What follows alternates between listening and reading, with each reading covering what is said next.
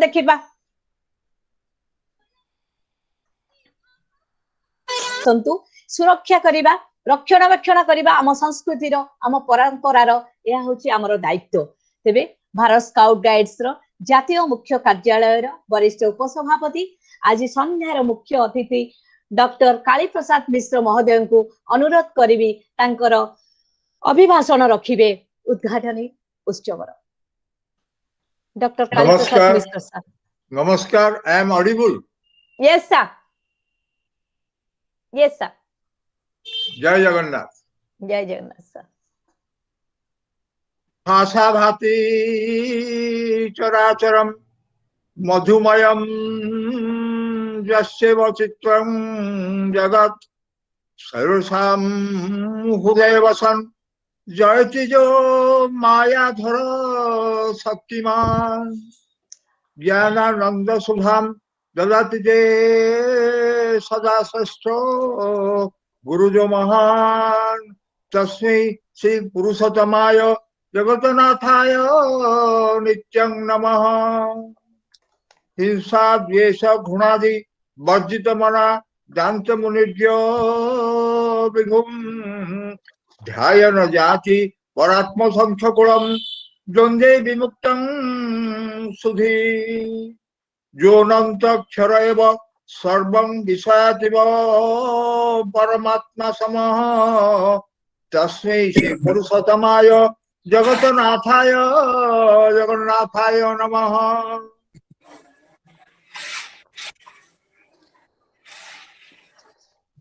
आज वेबिनार अध्यक्ष महर्षि national college अध्यक्ष श्री अद्वैत प्रसाद सामल महोदय, डॉक्टर अद्वैत प्रसाद सामल महोदय, उपस्थित हुआ पुरातन अध्यक्ष डॉक्टर विजय कुमार बारिक एवं आज मुख्य आकर्षण जड़े कवि, जड़े लेखक, जड़े जगन्नाथ पुजारी श्री अनिरुद्ध कुंडू महोदय, डॉक्टर नमिता पट्टनायक जे वेबिनार कन्वेनर एवं वेबिनार आरंभ कर महाराष्ट्र ओडिया कल्याण एसोसिएशन समस्त सम्माननीय मेंबर बंद, सम्माननीय संग्राम बाबू, चंडी प्रसाद बाबू, स्टेट हेडक्वार्टर समस्त कर्मकर्ता बंद, बाहर आसीथिबा एवं आमको देखि पार्थुबा सम्माननीय समस्त सुधी बंद। जगन्नाथ संस्कृति बा सनातन धर्म, जगन्नाथ संस्कृति विज्ञान कहीं कहीं कहती आध्यात्मिक जीवन एवं धर्मनिरपेक्ष जीवन संपूर्ण विपरीत। गोटे धर्म अन्य धर्म मझे जमी कौन प्रकार विभेद न थाए, संघर्ष न थाए, संस्कृति संस्कृति मध्य जमी विशेष विभेद न थाए, सही परी जगन्नाथ संस्कृति बा धर्म, जगन्नाथ धर्म और विज्ञान मध्य कौन सी विभेद ना। अपर पक्षरे कहबा बेले प्रत्येक विज्ञान प्रति शाखा होची वैदिक अध्ययन गोटे गोटे मौलिक एवं अभिछेद्य अंग। ऋग्वेद आयुर्वेद अंतर्भुक्त, शरीर तत्व, स्वास्थ्य रक्षा, परिमल विज्ञान, भेषज, शल्य चिकित्सा तथा अन्य बहुत आरोग्यकारी और निवारणकारी विज्ञान सम्मिश्रण। द्वितीय वेद हूँ यजुर्वेद, धनुर्विद्या समर विज्ञान उल्लेख से रही। तृतीय वेद हूँ सामवेद संगीतर विभिन्न तत्व और चतुर्थ वेद अथर्व वेद स्थापत्य विद्या, इंजीनियरिंग एवं उच्चतर गणित एवं फिजिक्स अंतर्भुक्त। जगन्नाथ संस्कृति वेद अनुसार समस्त विज्ञान सम्मत पद्धति अवलंबन करिवार निर्देश रही।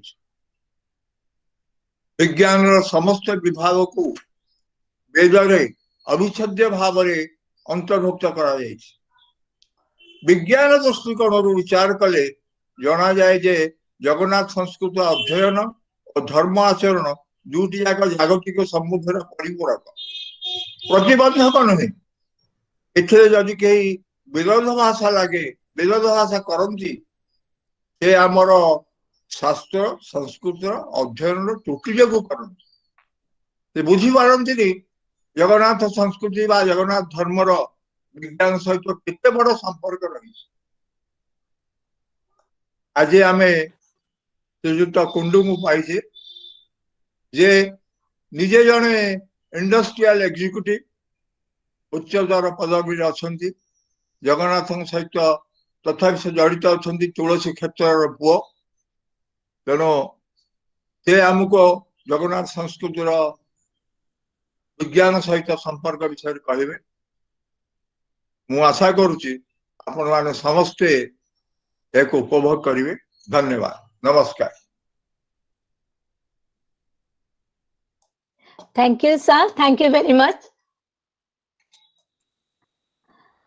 जगन्नाथ विषय रे जदि कहबाक जिबा तांकर नीतिकांति ही आरंभ हुए तांकर मानवीय लीला खेलार एक अपूर्व निदर्शन सेजरे उठिबा ठारू पहुड़ पढ़िबा पर्यंत समस्त रीतिकांति वैज्ञानिक सम्मत भक्ति वेदांत अनुष्ठान द्वारा प्रकाशित जीवन और आध्यात्मिक विवर्तन पुस्तकर अनुवाद रे सहायक करिथिबा आजिर मुख्य वक्ता श्रीयुक्त अनिरुद्ध बाबू आमको निश्चिंत भाव में कहे जे से जो नीतिकांति रही द्वार फिटा ठारू आरंभ करी मंगलारती महिलम अवकाश बेश बा सूर्य पूजा द्वारपाल पूजा रोष होम ठारू आरंभ करी गोपाल वल्लभ पूजा सकाल धूप पूजा बा भोग मंडप पूजा महिलम बेश किरण महिलम बेश बा दीपहर धूप पूजा हो बा द्वितीय भोग मंडप पूजा महिलम बेश पुणी संध्या आरती संध्या धूप पूजा बा महिलम चंदन लगी बड़ सिंगार बेश बड़ सिंगार भोग खटा से विजे भीतर आलती सहन ठाकुराणी डंबर विजे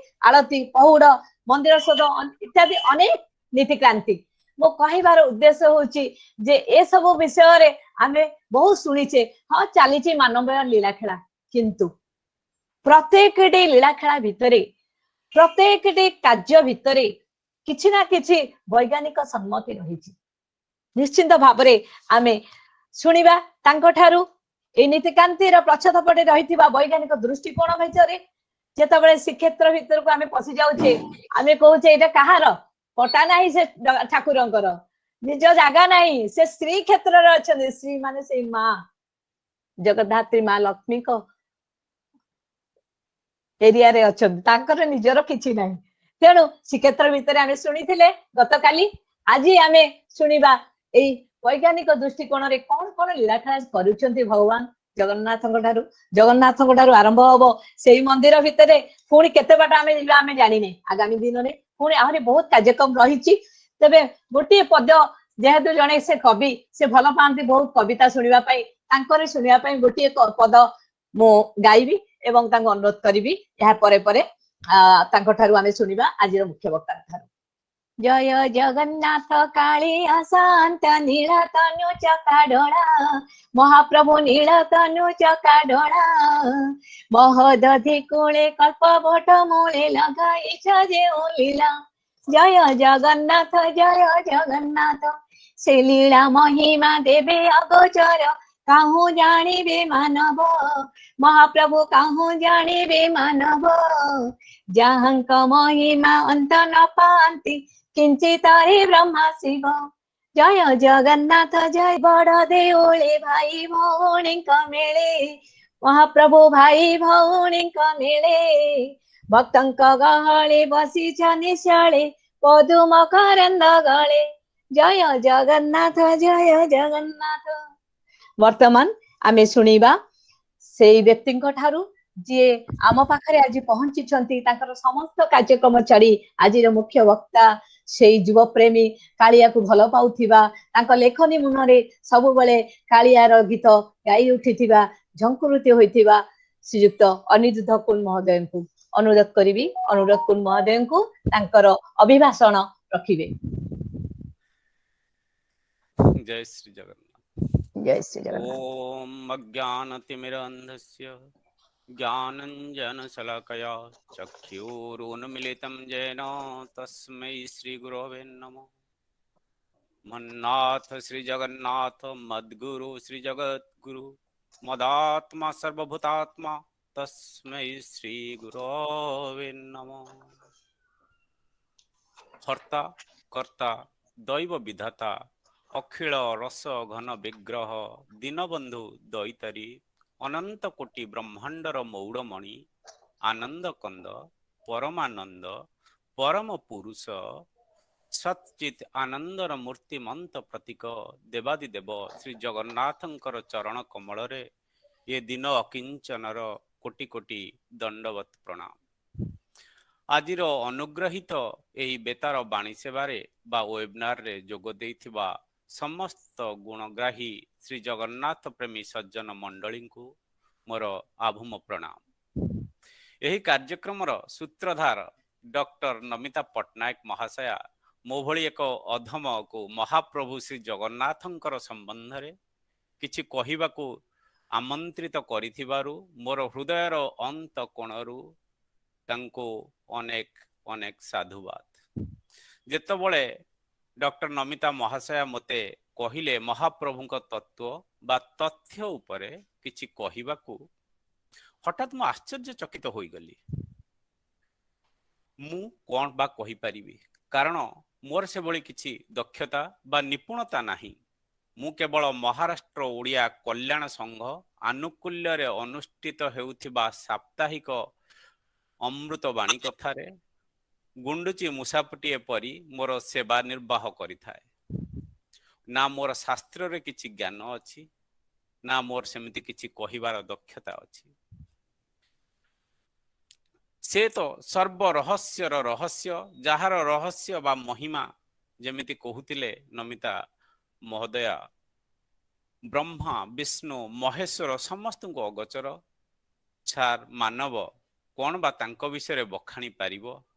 कथारे अछि परा कपटिया कालिया मन चोर सेहि छल ताहार स्वभाव छल ताहार स्वभाव ता तत्व बाकिए पारिबो बुझी न लागिले तार भाव न लागिले तार भाव।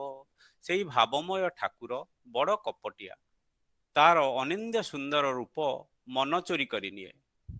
बड़ छलियाटिए काहाकू जाचिकी दिए आउ किए हाथ बढ़ाइले दुई बाहु प्रसारी उठाई निए। तार तत्व बा तथ्य किए बुझी पारिबो तार भाव न लागिले से बड़ विचित्र।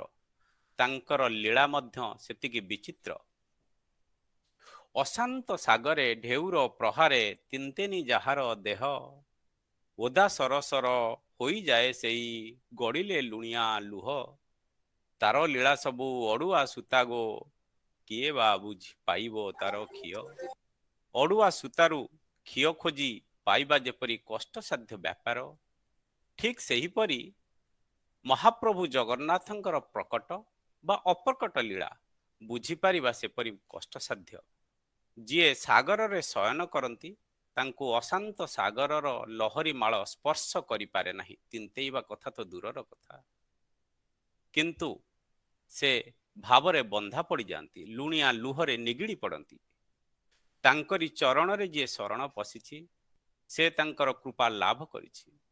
जेहेतु डॉक्टर नमिता महाशयंकर अनुरोध मते महाप्रभुଙ୍କ संबंधरे आपण मानंक भली गुणी सज्जन मानंक किछि कहिबार सुजोग मिलिला। मु मो महाप्रभुंकर दैवी परिकल्पनार एक प्रतिफलन भावी स्वीकार कली। हेले कौन कहिबी हठात मनरे आसिला श्री जगन्नाथ संस्कृति और वैज्ञानिक दृष्टिकोण उपरे आलोचना कले केमिति होंता। डॉक्टर नमिता महाशय मध्य तांकर स्वीकृति प्रदान कले सेथिपई तांको अशेष अशेष साधुवाद। श्री जगन्नाथ दारु ब्रह्म दारुर देवता जहांक ठारे सर्वधर्म समाहित जिए ज्ञान विज्ञान रो ऊर्ध्वरे जहांक कृपारु मूकं करोति वाचालं पंगुलंघयते गिरिं यत्कृपात्तमहं वंदे परमानंद माधव। जहांकर कृपारु मुक बाचाल परी कथा कहि पारे आउ पंगु लंघी पारे गिरी सेई परमानंद माधवंकर चरण कमल बंदन करी ତାଙ୍କ କୃପାରୁ ଯତ୍ କିଞ୍ଚିତ୍ ସମ୍ଭବ ହେବ ତାହା ମୁଁ କହିବାକୁ ଚେଷ୍ଟା କରିବି। ସାରା ବିଶ୍ୱ କରୋନା ଭୂତାଣୁର ଭିତରେ ଭୟଭୀତ ଯେତେବେଳେ ହୋଇଗଲା, ଏହାର ଆଶୁ ଚିକିତ୍ସାର ସମାଧାନ କିଛି ମିଳିଲାନି। ସାରା ବିଶ୍ୱ ଯେତେବେଳେ ତ୍ରାହି ତ୍ରାହିର ଡାକ ଦେଲା, ସେତେବେଳେ ବିଶ୍ୱ ସ୍ୱାସ୍ଥ୍ୟ ସଂସ୍ଥା ବା ୱାର୍ଲଡ ହେଲ୍ଥ ଅର୍ଗାନାଇଜେସନ ତାର ସତର୍କତା ସମ୍ବନ୍ଧୀୟ ନିୟମାବଳୀର ପରିପ୍ରକାଶ କରିଥିଲା। ପ୍ରାୟ ସମସ୍ତେ ତାଲାବଦ୍ଧ ଓ ସଙ୍ଗରୋଧ ଜୀବନଯାପନ କରିବାକୁ ଏକ ପ୍ରକାର ବାଧ୍ୟ ହୋଇଗଲେ। ରାସ୍ତାଘାଟ ସୁନସାନ ହୋଇଗଲା। ନିର୍ଭୟରେ ଜଙ୍ଗଲର ଜୀବଜନ୍ତୁ ସବୁ ରାଜରାସ୍ତାରେ ବୁଲାବୁଲି ଆରମ୍ଭ କରିଦେଲେ। ବେଶ ଆନନ୍ଦ ନେଲେ। ପ୍ରଦୂଷଣ ମୁକ୍ତ ନୀଳ ଆକାଶ, ନଦୀ ନାଳର କାଚକେନ୍ଦୁ ପରି ସ୍ୱଚ୍ଛ ଜଳ, ଚୁପଚାପ ରହି ଅନେକ କଥା ନ କହି ମଧ୍ୟ କହିଗଲେ। ପ୍ରଦୂଷଣର ପତ୍ରଝଡ଼ା ଦେଇ ପଡ଼ିଥିବା ପ୍ରକୃତି ସତରେ ଯେମିତି ନବପଲ୍ଲବରେ ପଲ୍ଲବିତ ହୋଇ ଉଠିଲା, ପୁନର୍ଜୀବନ ପ୍ରାପ୍ତ ହେଲା। ସୋସିଆଲ ମିଡ଼ିଆରେ ଅନେକ ସତର୍କତାର ନିୟମାବଳୀମାନ ଗତିଶୀଳ ହୋଇ ଉଠିଲେ। ଆଉ ସେହି ସୁରକ୍ଷା ନିୟମକୁ ଅବଲୋକନ କଲେ ଜଣାପଡ଼େ ସାରା ବିଶ୍ୱ ଆମ ସନାତନ ସଂସ୍କୃତିକୁ ବିନମ୍ର ହୃଦୟରେ ସ୍ୱୀକାର କରିବାକୁ ବିବଶ ହୋଇପଡ଼ିଲା। ଆମର ସନାତନ ସଂସ୍କୃତି ଆଗରେ ନତମସ୍ତକ ହୋଇଗଲା। ଲାଗିଲା ଆମ ସଭ୍ୟତା ଓ ସଂସ୍କୃତିକୁ ଯେଉଁ ପାଶ୍ଚାତ୍ୟ ସଭ୍ୟତା ତାର ଅହଙ୍କାର, ଆଭିଜାତ୍ୟର ଅହଙ୍କାରରେ ହୀନ ଦୃଷ୍ଟିରେ ଦେଖୁଥିଲା ଆଉ ଅଟହାସ୍ୟ କରୁଥିଲା, ବୋଧହୁଏ ବୁଝି ଯାଇଥିଲା ସନାତନ ସଂସ୍କୃତିର ମହାନତାକୁ। ମୁଁ ଦୃଢ଼ ଭାବରେ କହିପାରେ, ଆମ ସନାତନ ପରମ୍ପରା ଏକ ପୁରୁଣା କାଳିଆ ମନଗଢ଼ା ଲୋକପ୍ରଚଳିତ ଅନ୍ଧବିଶ୍ୱାସର କାହାଣୀ ନୁହେଁ, ବରଂ ଏହା ବିଜ୍ଞାନ ସମ୍ମତ, ଯାହା ପାଖରେ ଜଡ଼ ବିଜ୍ଞାନ ନିଜର ବିବଶତା ପରିପ୍ରକାଶ କରିସାରିଛି। ସନାତନ ସଂସ୍କୃତି ପ୍ରତ୍ୟେକ ପରମ୍ପରା ପଛରେ ରହିଛି, ଛୁପି ରହିଛି ଏକ ପରୀକ୍ଷା ଲବ୍ଧ ବୈଦିକ ପ୍ରଣାଳୀବଦ୍ଧ ବିଶେଷ ଜ୍ଞାନ, ଯାହାକୁ ଆମେ ବିଜ୍ଞାନ କହୁଛେ। ଅବଶୋଷର କଥା, ଆମ ଗରିଷ୍ଠ ବିଜ୍ଞାନ ଭିତ୍ତିକ ସଭ୍ୟତାକୁ ଭୁଲି ଆଧୁନିକ ପାଶ୍ଚାତ୍ୟ ସଭ୍ୟତାର ପ୍ରଖର ସ୍ରୋତରେ ନିଜକୁ ଭସେଇ ଦେଇ ଆଜି ସ୍ରୋତର ଭଉଁରୀ ଉପରେ ଅସହାୟ ହୋଇ ଘୁରି ବୁଲୁଥିବା ଶୁଖିଲା ପତ୍ର ପରି ଆମେ ଘୁରି ବୁଲୁଛେ। ମୁଁ ଏଠି କହି ରଖିବାକୁ ଚାହେଁ, ସହରେ ବୁଲନ୍ତି ବାଘ ବାଲୁ ହାତୀ, ମଣିଷ ପାଉନି ବାଟ, ବନ୍ଦିରେ ଜୀବନ ଅହଙ୍କାରୀ ମନ, ଘରେ ହୁଏ ଛଟପଟ, ଘରେ ହୁଏ ଛଟପଟ। ସଂସ୍କାର ବିକୃତି ଆଣିଛି ବିପତ୍ତି, ବାଜିଛି ଦଇବ ଛାଟ, ବାଜିଛି ଦଇବ ଛାଟ। କହୁଛି ବିଜ୍ଞାନ ଧର୍ମ ସନାତନ, ମାନିଲେ ଫିଟିବ ବାଟ, କହୁଛି ବିଜ୍ଞାନ ଧର୍ମ ସନାତନ, ମାନିଲେ ଫିଟିବ ବାଟ। ସତରେ ସଂସ୍କାରର ବିକୃତି ଆଣିଦେଲା ଏଭଳି ଏକ ବିପତ୍ତି, କରୋନା ମହାମାରୀ। ଯଦି ଆତ୍ମଚିନ୍ତନ କରାଯାଏ, ସତର୍କତାର ନିୟମ ଆମ ସନାତନ ଧର୍ମରେ ଆଗରୁ ଥିଲା ଆଉ ଏବେ ମଧ୍ୟ ଅଛି। ସମୟକ୍ରମେ ଆମେ ଭୁଲି ଯାଇଥିଲେ ଯାହା ଆମକୁ ବିଶ୍ୱ ସ୍ୱାସ୍ଥ୍ୟ ସଂସ୍ଥା ବା WHO କହିଲା କରିବାକୁ, नो टू ହ୍ୟାଣ୍ଡଶେକ୍, ଓନ୍ଲି ନମସ୍ତେ। କରମର୍ଦ୍ଦନ ନୁହେଁ, ନମସ୍କାର। ନମସ୍କାର ହିଁ ଶ୍ରେୟସ୍କର। ଦୁଇ ହାତ ଯୋଡ଼ି ଅଭିବାଦନର ପରମ୍ପରାକୁ ଆମେ ନମସ୍କାର ବା ନମସ୍ତେ କହିଥାଉ। ଏହା ଆମ ଜୀବନ ଶୈଳୀର ଏକ ଅଭିନ୍ନ ଅଙ୍ଗ। ଆଧୁନିକ ସଭ୍ୟତାର ସ୍ପର୍ଶରେ ଆମେ ନମସ୍କାର ଛାଡ଼ି ହ୍ୟାଣ୍ଡଶେକ୍ ବା କରମର୍ଦ୍ଦନ କରୁଥିଲୁ। ଆଜି କରୋନା ଆମକୁ ଶିକ୍ଷା ଦେଲା ନମସ୍କାର ହିଁ ଶ୍ରେୟସ୍କର। ତେଣୁ ନମସ୍କାରକୁ ହିଁ ଆପଣେଇ ନେବାଟା ଉଚିତ, ଯୋଉଟା ଆମ ପରମ୍ପରା ଆଗରୁ ଶିଖେଇ ଆସିଥିଲା। ଆଜି ସାରା ବିଶ୍ୱ ତାକୁ ଗ୍ରହଣ କରିନେଲା। ନମସ୍କାର ଏକ ଯୋଗ ମୁଦ୍ରା, ଯାହାକୁ ଅଞ୍ଜଳି ମୁଦ୍ରା ମଧ୍ୟ କୁହାଯାଏ। ଏହା କରିବା ଦ୍ୱାରା ଆମେ ଅତିଥିଙ୍କୁ ପ୍ରଣାମ କରିବା ସହ ଆଙ୍ଗୁଳିର ଅଗ୍ରଭାଗରେ ଥିବା ଶକ୍ତି ଉତ୍ସ, ଯାହା ଆକ୍ୟୁପ୍ରେସରରେ କୁହାଯାଏ, ଉଜାଗର ହୋଇଥାଏ, ଯାହା ମଣିଷକୁ ଶାନ୍ତ ଓ ଆନନ୍ଦମୟ ସ୍ଥିତିକୁ ନେଇଥାଏ। ଏବଂ ନମସ୍କାର କରିବା ଦ୍ୱାରା ଯେହେତୁ ଆମେ କରମର୍ଦ୍ଦନ କରୁନାହୁଁ, ଅନ୍ୟର ଶରୀରରେ ଥିବା ରୋଗର ଜୀବାଣୁ ବା କୀଟାଣୁ କିମ୍ବା ଭୂତାଣୁ ଆମ ଶରୀରକୁ ପ୍ରବେଶ ହୋଇପାରନ୍ତି ନାହିଁ। ଯୋଉଥିପାଇଁ ଆମର ମୁନି ଋଷି ମାନେ ଆମକୁ ଚେତାଇ ଦେଇଥିଲେ କରମର୍ଦ୍ଦନ ନୁହେଁ ନମସ୍କାର ହିଁ କରିବା ଉଚିତ। ଦ୍ୱିତୀୟ କଥା ହେଲା ଆମକୁ WHO ବା ବିଶ୍ୱ ସଂସ୍ଥା କହିଲା ବାହାରୁ ବୁଲାବୁଲି କରି ଯେତେବେଳେ ଆସୁଛେ ଘର ଭିତରକୁ ପ୍ରବେଶ କରିବା ପୂର୍ବରୁ ଗୋଡ଼ ହାତ ଧୋଇ ପ୍ରବେଶ କରିବା। ଆମର ସଂସ୍କୃତରେ ଯୋଉ ସଫା ବା କ୍ଲିନିଂ ହବାର ପଦ୍ଧତିକୁ ଶୌଚ କୁହାଯାଏ। ଆଉ ସେଇ ଶୌଚ ଉପରେ ଶ୍ରୀମଦ ଭାଗବତମ ହଉ ବା ଶ୍ରୀମଦ ଭାଗବତ ହଉ ସବୁଥିରେ ଅନେକ ଶ୍ଲୋକ ରହିଛନ୍ତି ଶୌଚ ବିଷୟରେ କୁହନ୍ତି। କେବଳ ଆମର ଶାସ୍ତ୍ର ବାହ୍ୟ ଶୌଚ ବା ବାହ୍ୟ ଶୁଦ୍ଧିକରଣ କଥା କୁହେନି, ଅନ୍ତ ଶୁଦ୍ଧିକରଣର କଥା ମଧ୍ୟ କହିଥାଏ। କିନ୍ତୁ ଏ କରୋନା ମହାମାରୀରେ ଯେତେବେଳେ କୁହାଗଲା ବାହାରୁ ଆସିଲା ପରେ ବାହ୍ୟ ଶୌଚ କରି ବା ଗୋଡ଼ ହାତ ଧୋଇ ଘରକୁ ପ୍ରବେଶ କରିବା ପାଇଁ, ଠିକ ସେତେବେଳେ ମୋର ମନେ ପଡ଼ିଗଲା ମୋର ଛୋଟବେଳର କଥା। ଆମେ ଯେତେବେଳେ ଗାଁରେ ସ୍କୁଲରୁ ଆସି ଘରକୁ ଯାଉଥିଲୁ, ଘରର ଆଗରେ ପାଣି କୁଣ୍ଡ ଥିଲା, ନଚେତ୍ ଘର ପାଖରେ କାର କୂଅ ଥାଏ, କୂଅରୁ ପାଣି ନେଇ ଗୋଡ଼ ଧୋଇ ଆମେ ଘର ଭିତରକୁ ପ୍ରବେଶ କରୁଥିଲୁ। କିନ୍ତୁ ବର୍ତ୍ତମାନ ତାର ବହୁତ ପରିବର୍ତ୍ତନ ଘଟି ଯାଇଛି। ଆପାର୍ଟମେଣ୍ଟ କଲଚର, ଆଉ ଆମେ ମଧ୍ୟ ଦେଖୁଛେ ଆଉ ବହୁତ ଖୁସି ହେଇ ଆନନ୍ଦରେ ମଜା ବି ନେଉଛେ। ଏମିତି ବି ଆମର ଉପଭୋଗ କରିବା ପାଇଁ ବିଭିନ୍ନ ଚଳଚ୍ଚିତ୍ର ମଧ୍ୟ ଆସୁଛି ଟଏଲେଟ ଏକ ପ୍ରେମ କଥା। ମାନେ ଯୋଉ ଟଏଲେଟ ଘର ଭିତରେ ଆମେ କରୁଛେ, ବାହାରୁ ଯେତେବେଳେ ଗୃହକୁ ପ୍ରବେଶ କରୁଛେ ବାହାରୁ ଯେତେ ରୋଗ ଜୀବାଣୁ ବା ଶରୀରରେ ଯୋଉ ଧୂଳି ମଳି ନେଇକି ଆସୁଛେ, ଆମେ ଘର ଭିତରେ ପ୍ରବେଶ କରି ବେଡରୁମରେ ଯାଇ ସବୁ ଆମ ଘରେ ଖେଳେଇ ଦେବା ପରେ ଯାଇକି ଗୋଡ଼ ହାତ ଧଉଛେ। ତାହା କେତେ ଦୂର ସାଇଣ୍ଟିଫିକ ବା ତାହା କେତେ ଦୂର ବିଜ୍ଞାନ ସମ୍ମତ ଆପଣ ମାନେ ଚିନ୍ତା କରନ୍ତୁ। କଣ ପାଇଁ ଆମକୁ ଗୋଡ଼ ହାତ ଧୋଇବା ପାଇଁ ଆମ ଶାସ୍ତ୍ର କହିଥିଲା? ଯଦି ଆମେ ଅନୁଧ୍ୟାନ କରିବା ପଲିଗ୍ରାଫିକ ଷ୍ଟଡି ଅଫ ୱାଟର, ସେଥିରେ ଦେଖାଯାଇଛି ୱାଟରର ଇଲେକ୍ଟ୍ରୋମାଗ୍ନେଟିକ ପ୍ରପର୍ଟି ଯୋଉ ଅଛି ତାହା ଆମର ଶରୀରର ଏନର୍ଜି ଆଉ ଇମୋସନାଲ ବାଲାନ୍ସକୁ ସନ୍ତୁଳିତ କରେ ଆମେ ଗୋଡ଼ ହାତ ଧୋଇବା ଫଳରେ।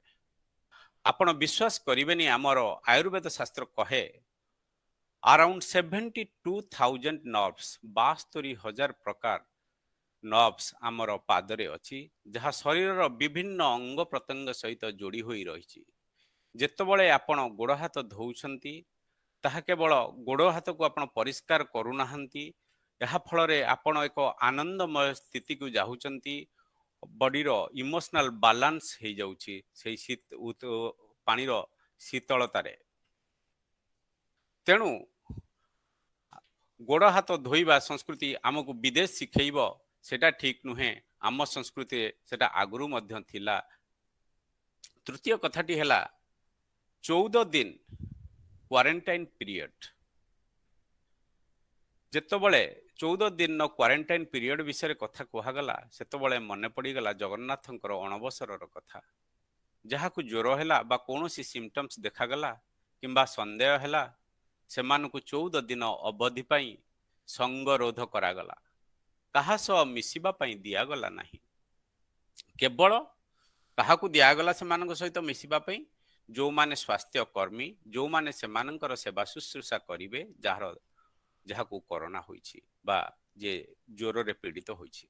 ମୋର ମନେ ପଡ଼ିଯାଏ ଗୋଟିଏ ପଂକ୍ତି, ଦେବସ୍ନାନୁ ଅର ଯେ ସେ ଥଣ୍ଡା ଜ୍ୱର, ଅଣସର ଘରେ ବସେ ଅଣାକାର, ହେବ 15 ଦିନର ପ୍ରତୀକ୍ଷା ଶେଷ, ଜଗା ସାଜିବ ନବ ଯୌବନ ବେଶ। ଡହ ଡହ ଖରାର ତାତି ସହି ପାରନ୍ତିନି ଯେତେବେଳେ କାଳିଆ ଠାକୁର ସ୍ନାନ ମଣ୍ଡପରେ 108 ଗରା ପାଣିରେ ସ୍ନାନ ସାରି ଅସହ୍ୟ ତାତିରୁ ଟିକେ ଶାନ୍ତି ଯେତେବେଳେ ଲାଭ କରନ୍ତି, ସେତେବେଳେ ତାଙ୍କୁ ଜ୍ୱର ଆସେ। ସେ ଅଣସର ଘରେ ବାସ କରନ୍ତି, ରତ୍ନ ସିଂହାସନ ଛାଡ଼ି ଦିଅନ୍ତି। ଆଉ ବୈଦର ଉପଚାରରେ ଯେପରି କରୋନା ବେଳେ ସ୍ୱାସ୍ଥ୍ୟକର୍ମୀ ଆମମାନଙ୍କର ଉପଚାର କରୁଥିଲେ, ସେଇଭଳି ବୈଦର ଉପଚାରରେ ସେ ଜଡ଼ିବୁଟି ସେବାରେ ରୁହନ୍ତି। 14 ଦିନ ପର୍ଯ୍ୟନ୍ତ ଦର୍ଶନ ଦିଅନ୍ତିନି। ଦେହ ଭଲ ହେଲେ ପୁଣି ନବଯୌବନ ରୂପରେ ସମସ୍ତଙ୍କୁ ଦର୍ଶନ ଦିଅନ୍ତି। ଏହାର ତାର୍କିକ ସାମଞ୍ଜସ୍ୟ କଣ ଅଛି? ବିଶୁଦ୍ଧ ବିଚାରକ ବା ଶ୍ରୋତା ମଣ୍ଡଳୀ, ଆପଣ ଟିକେ ଆତ୍ମଚିନ୍ତନ କରି ଦେଖନ୍ତୁ ନା। ଈଶ୍ୱର ହୋଇକି ମାନବୀୟ ଲୀଳା ପ୍ରଭୁ ଜଗନ୍ନାଥ କରେ, ଈଶ୍ୱର ହୋଇକି ମାନବୀୟ ଲୀଳା ପ୍ରଭୁ ଜଗନ୍ନାଥ କରେ। ଭକତ ବତ୍ସଳ ଭକତ ବାନ୍ଧବ ଭକତ ଦୁଃଖକୁ ହରେ। ସେଇ ଭକତ ବାନ୍ଧବ ଭକତ ବତ୍ସଳ ଭକ୍ତର ଦୁଃଖ ହରଣ କରିବାକୁ ଏପରି ମାନବୀୟ ପ୍ରକଟ ଲୀଳା ପ୍ରଭୁ ଜଗନ୍ନାଥ କରିଥାନ୍ତି। ତାଙ୍କର ପ୍ରତ୍ୟେକ ଲୀଳା ନୀତି କାନ୍ତି ପଛରେ ଲୁକାୟିତ ହୋଇ ରହିଛି ଅନେକ ଜ୍ଞାନ ଓ ବିଜ୍ଞାନର ତତ୍ତ୍ୱ। ଆଜି ଆମେ ଆଲୋଚନା କରିବା ଶ୍ରୀ ଜଗନ୍ନାଥ ସଂସ୍କୃତି ଓ ବୈଜ୍ଞାନିକ ଦୃଷ୍ଟିକୋଣ। ବିଷୟବସ୍ତୁ ଉପରକୁ ଯିବା ପୂର୍ବରୁ ମୁଁ କିଛି ପ୍ରାକ୍ କଥନ ରଖିବାକୁ ଚାହିଁବି, ଯାହାକୁ ଶୁଣି ପ୍ରତ୍ୟେକ ହିନ୍ଦୁ ବା ସନାତନ ଧର୍ମୀ ନିଶ୍ଚୟ ଗର୍ବ ଅନୁଭବ କରିବ, ଆଉ ଏହା ମୋର ଦୃଢ଼ ବିଶ୍ୱାସ। ଆମର ସମସ୍ତ ମୁନି ଋଷିମାନେ କେବଳ ସନ୍ଥ ଥିଲେ ତାହା ନୁହେଁ, ସେମାନେ ଜଣେ ଜଣେ ବୈଜ୍ଞାନିକ ଥିଲେ। ଆମର ହଜାର ହଜାର ବର୍ଷ ପାଖାପାଖି 6000 ବର୍ଷର ଶାସ୍ତ୍ର ତଳର ଶାସ୍ତ୍ରକୁ ଯଦି ଆମେ ଅଧ୍ୟୟନ କରିବା ବା କରାଯାଏ, ତେବେ ପ୍ରତ୍ୟେକ ପ୍ରଶ୍ନର ଉତ୍ତର ମିଳିଯିବ। ଆମର ସନାତନର ଧର୍ମ, ସାହିତ୍ୟ, ସଂସ୍କୃତି, ଗଣିତ, ବିଜ୍ଞାନ, ଦର୍ଶନ ସବୁଥିରେ ସମୃଦ୍ଧି ଥିଲା। ହୁଏତ ଆଜିର ବିଜ୍ଞାନ ସେ ପର୍ଯ୍ୟନ୍ତ ପହଞ୍ଚି ପାରିନାହିଁ। ଆପଣମାନେ ଭାବୁଥିବେ, ଯେହେତୁ ମୁଁ ଜଣେ ହିନ୍ଦୁ, ମୋର ସଂସ୍କୃତିକୁ ମୁଁ ଭଲ ପାଏ, ମୁଁ ଏପରି କହି ଚାଲିଛି। ପ୍ରକୃତ ପକ୍ଷେ ସେପରି କିଛି ନୁହେଁ। ଆପଣମାନଙ୍କ ସମ୍ମୁଖରେ କିଛି ଉଦାହରଣ ବା ଏକ୍ଜାମ୍ପଲ ରଖିବାକୁ ଚାହିଁବି। ଏମ୍ବ୍ରିዮନିକ୍ ଡେଭଲପମେଣ୍ଟ ଇନ୍ ଆନ୍ସିଏଣ୍ଟ ଇଣ୍ଡିଆ, ମାତୃଗର୍ଭରେ ଭ୍ରୂଣର ସଞ୍ଚାର ଯେତେବେଳେ ହେଉଥିଲା ତା ବିଷୟରେ ଆମର ଶ୍ରୀ ବ୍ୟାସଦେବ ବିରଚିତ ଶ୍ରୀମଦ ଭଗବତମର 3ୟ ସ୍କନ୍ଦ ଅଧ୍ୟାୟ 30ରେ ସମ୍ପୂର୍ଣ୍ଣ ଭାବରେ ବିବରଣୀ ଦିଆଯାଇଛି। ପ୍ରଥମ ଦିନରୁ ଆରମ୍ଭ କରି ଜନ୍ମ ହେବା ପର୍ଯ୍ୟନ୍ତ ଶିଶୁର ସ୍ଥିତି ଆକୃତି ସମ୍ବନ୍ଧରେ ଅନେକ ସବିଶେଷ ବିବରଣୀ ଦିଆଯାଇଛି। ଆଜିର ଗାଇନୋକୋଲୋଜିଷ୍ଟ ମାନେ କମ୍ପ୍ଲିକେଟେଡ୍ ଇନଷ୍ଟ୍ରୁମେଣ୍ଟ ଲାଇକ୍ ଅଲ୍ଟ୍ରାସାଉଣ୍ଡ ଇତ୍ୟାଦି ବ୍ୟବହାର କରି ଭ୍ରୂଣର ଆକୃତି ଓ ସ୍ଥିତି ସମ୍ବନ୍ଧରେ ଜାଣିବାକୁ ସକ୍ଷମ ହେଉଛନ୍ତି। ଆପଣ ଯଦି grace anatomy standard text book ର ଏମ୍ବ୍ରିዮନିକ୍ ସେକ୍ସନ କେବେ ଅଧ୍ୟୟନ କରିବେ, ତେବେ ଆପଣମାନେ ଜାଣିପାରିବେ ଶ୍ରୀମଦ ଭାଗବତମରେ ଯାହା କୁହାଯାଇଛି ଆଉ ଏ ଆନାଟୋମି ସେକ୍ସନରେ ଏକ୍ଜାକ୍ଟଲି ମ୍ୟାଚ୍ କରୁଛି। ଆପଣ ଆଶ୍ଚର୍ଯ୍ୟ ହେଇଯିବେ ଦେଖିକି this kind of striking balance. ଆପଣ ବିଶ୍ୱାସ କରିପାରିବେନି, ଆମର ମୁନି ଋଷିମାନେ ବିନା ଅଲ୍ଟ୍ରାସାଉଣ୍ଡ ବା କୌଣସି ଯନ୍ତ୍ରର ବ୍ୟବହାର ନକରି ଯାହା ସବୁ ଲେଖି ଯାଇଛନ୍ତି, ଆଜି ଆମର ସ୍ୱାସ୍ଥ୍ୟ ବିଜ୍ଞାନ ବା ସମସ୍ତ ଆଧୁନିକ ବିଜ୍ଞାନ ତାକୁ ସ୍ୱୀକାର କରିବା ପାଇଁ ବାଧ୍ୟ ହୋଇପଡ଼ୁଛି। ପୁଣି ଆମର ବେଦରେ କହେ ଦେୟାର ଆର୍ ଲିଭିଂ ଏଣ୍ଟିଟି ଏଭ୍ରିହ୍ୱେୟାର, ସବୁଠାରେ ଜୀବନର ସତ୍ତା ରହିଛି। କିନ୍ତୁ ବିଜ୍ଞାନ ପ୍ରଥମେ କହୁଥିଲା ଷ୍ଟେରିଲାଇଜେସନ ପ୍ରୋସେସ୍ ହୋଇଗଲା ପରେ ଜୀବନର ସତ୍ତା ରୁହେ ନାହିଁ, କାରଣ ଷ୍ଟେରିଲାଇଜେସନ ଟେମ୍ପରେଚର ଯେତେବେଳେ 95 ଡିଗ୍ରୀ ଟେମ୍ପରେଚରରେ ଷ୍ଟେରିଲାଇଜେସନ କରୁଛନ୍ତି ବା 100 ଡିଗ୍ରୀ ପର୍ଯ୍ୟନ୍ତ ଯାଉଛନ୍ତି, ତାପରେ ମାଇକ୍ରୋ ଅର୍ଗାନିଜିମ୍ ବଞ୍ଚି ପାରିବେ ନାହିଁ। କିନ୍ତୁ ଆଶ୍ଚର୍ଯ୍ୟର କଥା, 1960ରେ ଆମର ୟେଲୋଷ୍ଟୋନ ନ୍ୟାସନାଲ ପାର୍କରେ ଯେତେବେଳେ ହଟ୍ ସ୍ପ୍ରିଙ୍ଗକୁ ଅନୁଧ୍ୟାନ କରାଗଲା, ତା ଦେହରେ କିଛି ମାଇକ୍ରୋ ଅର୍ଗାନିଜିମ୍ ମିଳିଲେ ଯାହା 50ରୁ 80 ଡିଗ୍ରୀ ଟେମ୍ପରେଚରରେ ବଞ୍ଚି ପାରିଛନ୍ତି। ପୁଣି ପରବର୍ତ୍ତୀ ପର୍ଯ୍ୟାୟରେ ଖୁବ୍ କମ୍ ଦିନର କଥା, ହାଇଡ୍ରୋଥର୍ମାଲ ଭେଣ୍ଟ ପାଖରେ ଯେତେବେଳେ ପୁଣି କିଛି ଅନୁଧ୍ୟାନ କରାଗଲା, ସେଠି ମଧ୍ୟ କିଛି ମାଇକ୍ରୋ ଅର୍ଗାନିଜିମ୍ ମିଳିଲେ ଯାହା 340 ଡିଗ୍ରୀ ଟେମ୍ପରେଚରରେ ମଧ୍ୟ ବଞ୍ଚି ରହିପାରନ୍ତି। ଯାହା ଆମର ବେଦ ହଜାର ହଜାର ବର୍ଷ ତଳେ କହିଥିଲା, ଯାହାକୁ ଆଧୁନିକ ବିଜ୍ଞାନ ବିଶ୍ୱାସ କରୁନଥିଲା, ତାହା ମଧ୍ୟ ଏବେ ବି ପ୍ରମାଣିତ ହୋଇଗଲା। ଆପଣ ଜାଣି ରଖିଥିବେ, ଯେତେବେଳେ ଆମେ ଦେଖିଥିବେ ଗଛର ପୂଜା କରୁ ବା ବୃକ୍ଷ ପୂଜା କରିଥାଉ ଗାଁ ମାନଙ୍କରେ, ଆମର କଥାରେ ଅଛି ଗଛ ମଧ୍ୟ କଥା କହେ, ଗଛ ମଧ୍ୟ ଅନୁଭୂତି କରେ।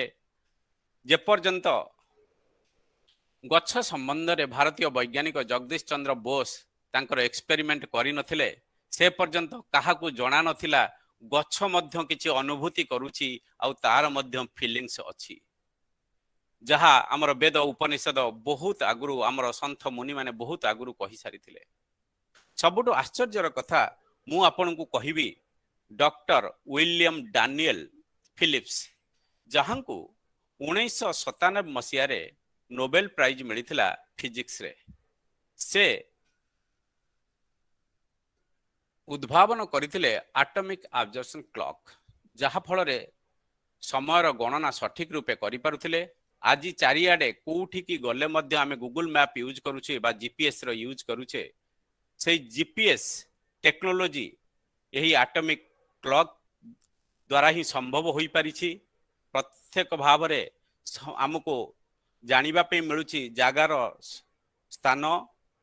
ତେଣୁ ଯେତେବେଳେ ଡକ୍ଟର ୱିଲିୟମ ଡାନିଏଲ ଫିଲିପ୍ସଙ୍କ ସହିତ ଡକ୍ଟର ଭକ୍ତି ସ୍ୱରୂପ ଦାମୋଦର ସ୍ୱାମୀ ମହାରାଜ ଭକ୍ତି ବେଦାନ୍ତ ଇନଷ୍ଟିଚ୍ୟୁଟର କାର୍ଯ୍ୟକାରୀ ବା ଫାଉଣ୍ଡର ଆଚାର୍ଯ୍ୟ ଯେତେବେଳେ ଡିସ୍କସନ କରୁଛନ୍ତି, ୱିଲିୟମ ଫିଲିପ୍ସକୁ ଭକ୍ତି ସ୍ୱରୂପ ଦାମୋଦର ସ୍ୱାମୀ ପଚାରୁଛନ୍ତି, ଆପଣ ବୁଝେଇକି କହିପାରିବେ କି ଇଏ ଯୋଉଥିପାଇଁ ଆପଣଙ୍କୁ ନୋବେଲ ପ୍ରାଇଜ ମିଳିଲା ଆଉ ଆପଣ ଯୋଉ ସମୟର ଗଣନା କରିପାରୁଛନ୍ତି, ଏହା ପଛରେ ତତ୍ତ୍ୱ କ'ଣ ଅଛି? What is the principle behind this atomic clock? ସେଇଠି ୱିଲିୟମ ଡାନିଏଲ ଫିଲିପ୍ସ କହୁଛନ୍ତି, ମୁଁ ଲେଜର ଲାଇଟ୍ କୁ ନେଇ ଆଟମକୁ କୁଲ କଲି, ଯୋଉ ପରମାଣୁକୁ ଥଣ୍ଡା ବା ଶୀତଳୀକରଣ କରିବା ଦ୍ୱାରା ପରମାଣୁରେ ଗୋଟିଏ କମ୍ପନ ସୃଷ୍ଟି ହେଲା। ଆଉ ସେଇ କମ୍ପନର ମୁଁ ସମୟକୁ ଗଣନା କଲି। ଆଉ ଆଜି ଆଟମିକ କ୍ଲକ୍ ଯାହା ଆପଣ ଦେଖୁଛନ୍ତି, ତାହା ଆଟମ କୁଲିଂ ଦ୍ୱାରା ଭାଇବ୍ରେସନ ହେଉଥିବାରୁ ଯୋଉ ସମୟ ଗଣନା ହେଲା, ଯାହା ସଠିକ ସମୟ ଦେଉଛି, ତାହା ବିଷୟରେ ୱିଲିୟମ ଫିଲିପ୍ସ କହିଲେ। ଭକ୍ତି ସ୍ୱରୂପ ଦାମୋଦର ସ୍ୱାମୀ ତାଙ୍କୁ ସେଇଠି ଜଣାଇ ଦେଲେ 6000 ବର୍ଷ ପୂର୍ବେ ଶ୍ରୀମଦ ଭାଗବତମରେ ଗୋଟିଏ ଶ୍ଲୋକ ଅଛି, ତା ଦେହରେ ତୃତୀୟ ସ୍କନ୍ଧ ଅଧ୍ୟାୟ 11ରେ ପରମାଣୁରୁ ସମୟର ଗଣନା କିପରି କରାଯାଇପାରିବ ସେ ଶ୍ଲୋକ ସକାଳଃ ପରମାଣୁରୁ ବୈ ୟୋ ଭୁଙ୍କ୍ତେ ପରମାଣୁତମ ସତ ବିଶେଷ ଭୁବୟସତୁ ସକାଳଃ ପରମ ମହାନ, ଯାହାର ଅର୍ଥ ସମୟ ପରମାଣବିକ କମ୍ପନରୁ ଗଣନା କରାଯାଇପାରିବ ଏବଂ ଏହା ସଠିକ ସମୟ ଗଣନା କରାଯାଇପାରିବ। ବିଜ୍ଞାନ ଯେତେ ଅଗ୍ରଗତି କରୁଛି, ଆମେ ସେତିକି ସମର୍ଥ ହେଉଛେ ଆମର ଶାସ୍ତ୍ର ବା ବୈଜ୍ଞାନିକ ପ୍ରାମାଣିକତା ଜାଣିବା ପାଇଁ। ଆମ ଶାସ୍ତ୍ର ଏକ ପରିକଳ୍ପିତ କାହାଣୀ ନୁହେଁ, ଏମିତି ଅନେକ କିଛି ଅଛି ଆମ ଶାସ୍ତ୍ରରେ। ଆପଣ ଭାବନ୍ତୁ, ରାମାୟଣର ପୁଷ୍ପକ ବିମାନ ହେଉ, ଆପଣ କେହି ଭାବିପାରନ୍ତି ଏହା ଗୋଟିଏ ମାଇଥୋଲୋଜି, କିନ୍ତୁ ତାହା ନୁହେଁ। ଯଦି ଆପଣ କେବେ ଗୁଗୁଲ ସର୍ଚ୍ଚ କରି ଦେଖିବେ, ସମୟ ସାପେକ୍ଷ, ତେଣୁ ମୁଁ ସେ ବିଷୟରେ ବେଶୀ କହିବାକୁ ଚାହୁଁନି। ଆନସିଏଣ୍ଟ ଫ୍ଲାଇଂ ବିମାନ ୱାଜ କ୍ରିଏଟେଡ ବାୟ ଶିବାକର ବାପୁଜୀ ତାଲପଡେ, ମହାରାଷ୍ଟ୍ରର ଶିବାକର ବାପୁଜୀ ତାଲପଡେ 1895ରେ ଯୋଉ ବିମାନ ବନାଇଥିଲେ, ରାଇଟ ବ୍ରଦର୍ସଙ୍କର ବହୁ ପୂର୍ବରୁ ତାହା ବନିଥିଲା। କିନ୍ତୁ ପରବର୍ତ୍ତୀ ପର୍ଯ୍ୟାୟରେ ତାଙ୍କୁ ଜେଲ ଭୋଗିବାକୁ ପଡିଥିଲା, ଯାହା ଲୋକଲୋଚନକୁ ଆସିପାରିନଥିଲା।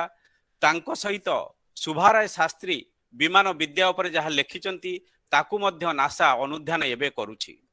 ବହୁତ ସୁନ୍ଦର ସେସବୁ ଗ୍ରନ୍ଥ, ଯଦି ଆପଣ କେବେ ସମୟ ପାଇବେ ତା ମଧ୍ୟରେ ଦେଖିପାରନ୍ତି। ଶୂନ୍ୟର ବ୍ୟବହାର ହେଉ ବା କଟପାୟାଦି ସୂତ୍ର, ଯୋଉ କଟପାୟାଦି ସୂତ୍ର କଟ ପ ୟ ରେ ଆମେ ଏନକୋଡିଂ ଜାଣିଥିଲେ, ଆମର ପୂର୍ବ ମୁନି ଋଷି ମାନେ ଏନକୋଡିଂ ଜାଣିଥିଲେ, ଯାହା ଆଜି ଆମର କମ୍ପ୍ୟୁଟର ଯୋଉମାନେ ଶିଖୁଛନ୍ତି ବା କମ୍ପ୍ୟୁଟରର ଷ୍ଟୁଡେଣ୍ଟ ସେମାନେ ଏନକୋଡିଂ ବିଷୟରେ କଥା କହୁଛନ୍ତି, କିନ୍ତୁ ଆମର ମୁନି ଋଷି ମାନେ ଜାଣିଥିଲେ ଏଇ କଟପାୟାଦି ସୂତ୍ର ଯାହା ସବୁ ରଚନା କରାଯାଇଥିଲା। ଆପଣ ଆଶ୍ଚର୍ଯ୍ୟ ହେବେ, ପାଏ ଯୋଉଟା ଆମେ ଜିଓମେଟ୍ରି ୟୁଜ କରୁଛେ, ପାଏର ଭ୍ୟାଲ୍ୟୁ 30 ଡିଜିଟ ପର୍ଯ୍ୟନ୍ତ ସେମାନେ ଦର୍ଶାଇଥିଲେ କଟପାୟାଦି ସୂତ୍ର ଅନୁସାରେ, ଯାହା କରାଯାଇଥିଲା ହଜାର ହଜାର ବର୍ଷ ତଳେ। ଆପଣ ଆଷ୍ଟ୍ରୋନୋମି ଦେଖନ୍ତୁ, ଆଣ୍ଟାରିସ୍ ବା ଜ୍ୟେଷ୍ଠ ନକ୍ଷତ୍ର, ଆମେ ତାକୁ ଜ୍ୟେଷ୍ଠ କାହିଁକି କହୁଛୁ, ତାହା ବଡ଼। ଏବେ ବିଜ୍ଞାନ ମଧ୍ୟ କହୁଛି ଜ୍ୟେଷ୍ଠ ନକ୍ଷତ୍ର ସୂର୍ଯ୍ୟଙ୍କ ଠାରୁ ଅନେକ ଗୁଣରେ ବଡ଼। ତାହା ମଧ୍ୟ ଆମର ମୁନି ଋଷି ମାନେ ବିନା ଟେଲିସ୍କୋପରେ ଦେଖିକି କହିସାରିଥିଲେ। ଅଧିକ ସେ ବିଷୟରେ ନ କହି ଅନ୍ୟ ଗୋଟିଏ କଥା ମୁଁ ଆପଣଙ୍କୁ କହିବାକୁ ଚାହୁଁଛି। ସପ୍ତର୍ଷି ମଣ୍ଡଳ, ଯେତେବେଳେ ଆମେ ସପ୍ତର୍ଷି ମଣ୍ଡଳର କଥା କହୁଛେ, ସେତେବେଳେ ଅରୁନ୍ଧତୀ ଆଉ ବଶିଷ୍ଠଙ୍କ କଥା ମନକୁ ଆସୁଛି। ଦକ୍ଷିଣ ଭାରତରେ ବିବାହ ପରେ ସ୍ୱାମୀ ଆଉ ସ୍ତ୍ରୀଙ୍କୁ ପଣ୍ଡିତ କଣ କରନ୍ତି, ଆକାଶକୁ ଅନାଇ କୁହନ୍ତି ସପ୍ତର୍ଷି ମଣ୍ଡଳରେ ଅରୁନ୍ଧତୀ ଆଉ ବଶିଷ୍ଠଙ୍କୁ ଦେଖିବା ପାଇଁ। ଆମର ଏଇ ଯୋଉ ଟୁଇନ୍ ଷ୍ଟାର ବା ଯୋଡ଼ି ତାରକା ପୁଞ୍ଜ, ଏହାର ବିଶେଷତ୍ୱ କ'ଣ? ଯାହା ଯୋଉଠି ଯୋଉଠି ବିଶ୍ୱରେ ଯେକୌଣସି ଯୋଉ ଟୁଇନ୍ ଷ୍ଟାର ସିଷ୍ଟମ ଅଛି ୟୁନିଭର୍ସରେ, ଗୋଟିଏ ତାରକା ପୁଞ୍ଜ ଅନ୍ୟ ଗୋଟିଏ ପଛରେ ସବୁବେଳେ ଚାରି ପାଖରେ ଘୁରି ବୁଲୁଥାଏ। ଗୋଟିଏ ସ୍ଥିର ଥିଲା ବେଳେ ଅନ୍ୟଟି ବୁଲୁଥାଏ। କିନ୍ତୁ ଅରୁନ୍ଧତୀ ବଶିଷ୍ଠ ଯୋଉ ତାରକା ପୁଞ୍ଜ କେହି କାହାକୁ ଛାଡ଼ି ପାରନ୍ତିନି। ସେ ନିଜ ନିଜ ଦୁହେଁ ଦୁହିଁଙ୍କ ସାଙ୍ଗ ହୋଇକି ବୁଲୁଥାନ୍ତି, ଯେମିତି ସ୍ୱାମୀ ସ୍ତ୍ରୀ ବୁଲନ୍ତି। ଯଦି ପ୍ରକୃତରେ ସ୍ୱାମୀ ସ୍ତ୍ରୀ ହେବା ପାଇଁ ଚାହଁ, ତାହେଲେ ଆମର ଶାସ୍ତ୍ର କହୁଛି ଅରୁନ୍ଧତୀ ବଶିଷ୍ଠଙ୍କ ଭଳି ହୁଅ। ତେଣୁ ସେଇଥିପାଇଁ ଦେଖୁଛି। କିନ୍ତୁ ମୁଁ ସେ ବିଷୟକୁ ଯାହୁନି। ଆଶ୍ଚର୍ଯ୍ୟର କଥା, ଯୋଉ ମୁନି ଋଷି ମାନେ ସେତେବେଳେ ବିନା ଟେଲିସ୍କୋପରେ କହିଥିଲେ ବା ଦେଖିପାରିଥିଲେ ଏଇ ଟୁଇନ୍ ଷ୍ଟାରକୁ, ଆଜି ଆମର ବିଜ୍ଞାନ ମଧ୍ୟ ତାହାକୁ ପ୍ରମାଣିତ କରି ସମ୍ମାନ ମଧ୍ୟ ଦେଉଛି। ଭାରତୀୟ ଆଷ୍ଟ୍ରୋନୋମି କେତେ ଉଚ୍ଚରେ ଥିଲା। ପୁଣି ଆମେ ସମସ୍ତେ ଜୟଦେବଙ୍କର ବିରଚିତ ଦଶାବତାରଙ୍କର କଥା ଶୁଣିଥିବେ। ପୁରୀ ମନ୍ଦିରକୁ ଯେତେବେଳେ ଯାଆନ୍ତି, ଆପଣ ଦଶାବତାରଙ୍କର ବିଗ୍ରହ ମଧ୍ୟ ଦର୍ଶନ କରିଥିବେ। ମନେ ପକାନ୍ତୁ ନା, ବରାହ ରୂପରେ ଭଗବାନ ପୃଥିବୀକୁ ଯୋଉ ବରାହ ରୂପରେ ତାଙ୍କ ମୁହଁରେ ଧରି ରଖିଥିଲେ, ସେ ଦେଖିବାକୁ କେମିତି? ଯେକୌଣସି ବରାହ ଅବତାରଙ୍କର ବିଗ୍ରହ ଦେଖିବେ, ପୃଥିବୀ ଗୋଲ ଦେଖାଯାଏ। ସେଇଥିପାଇଁ ଆମେ ଭୂଗୋଲ କହୁଛେ। ଆମର ବିଜ୍ଞାନ ବା ଆମର ଶାସ୍ତ୍ର ଆଗରୁ ପୃଥିବୀକୁ ଗୋଲ ବୋଲି କହି ସାରିଥିଲା, ଯାହା ଏବେ ବିଜ୍ଞାନ କହୁଛି। ତାଠୁ ବଡ଼ କଥା ହେଲା, ଆମେ ପୃଥିବୀକୁ ମଧ୍ୟ ଅନ୍ୟ ଏକ ନାମରେ ଜାଣୁ, ଯାହାକୁ ଆମେ ଜଗତ କହୁ। ଯାହା ଗତିଶୀଳ ତାହା ଜଗତ।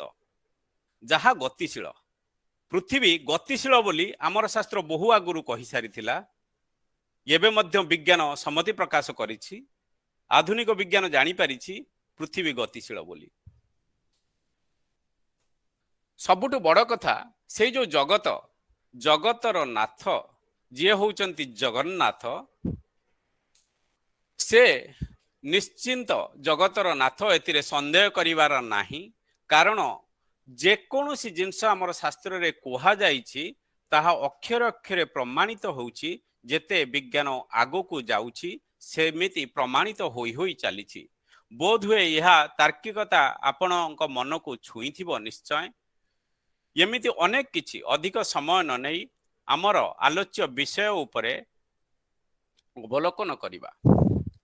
ମୁଁ ଯାହା କହୁଥିଲି ଆମ ଶାସ୍ତ୍ର ବା ବିଜ୍ଞାନ ସମ୍ବନ୍ଧରେ, ତାର ଊର୍ଦ୍ଧ୍ୱରେ ଓଡ଼ିଶାର ଶ୍ରୀ ଜଗନ୍ନାଥ ସଂସ୍କୃତି, ଶ୍ରୀ ଜଗନ୍ନାଥ ଓ ଶ୍ରୀକ୍ଷେତ୍ର ଆମ ଜାତିର ଏକମାତ୍ର ପରିଚୟ କହିଲେ ଅତ୍ୟୁକ୍ତି ହେବ ନାହିଁ।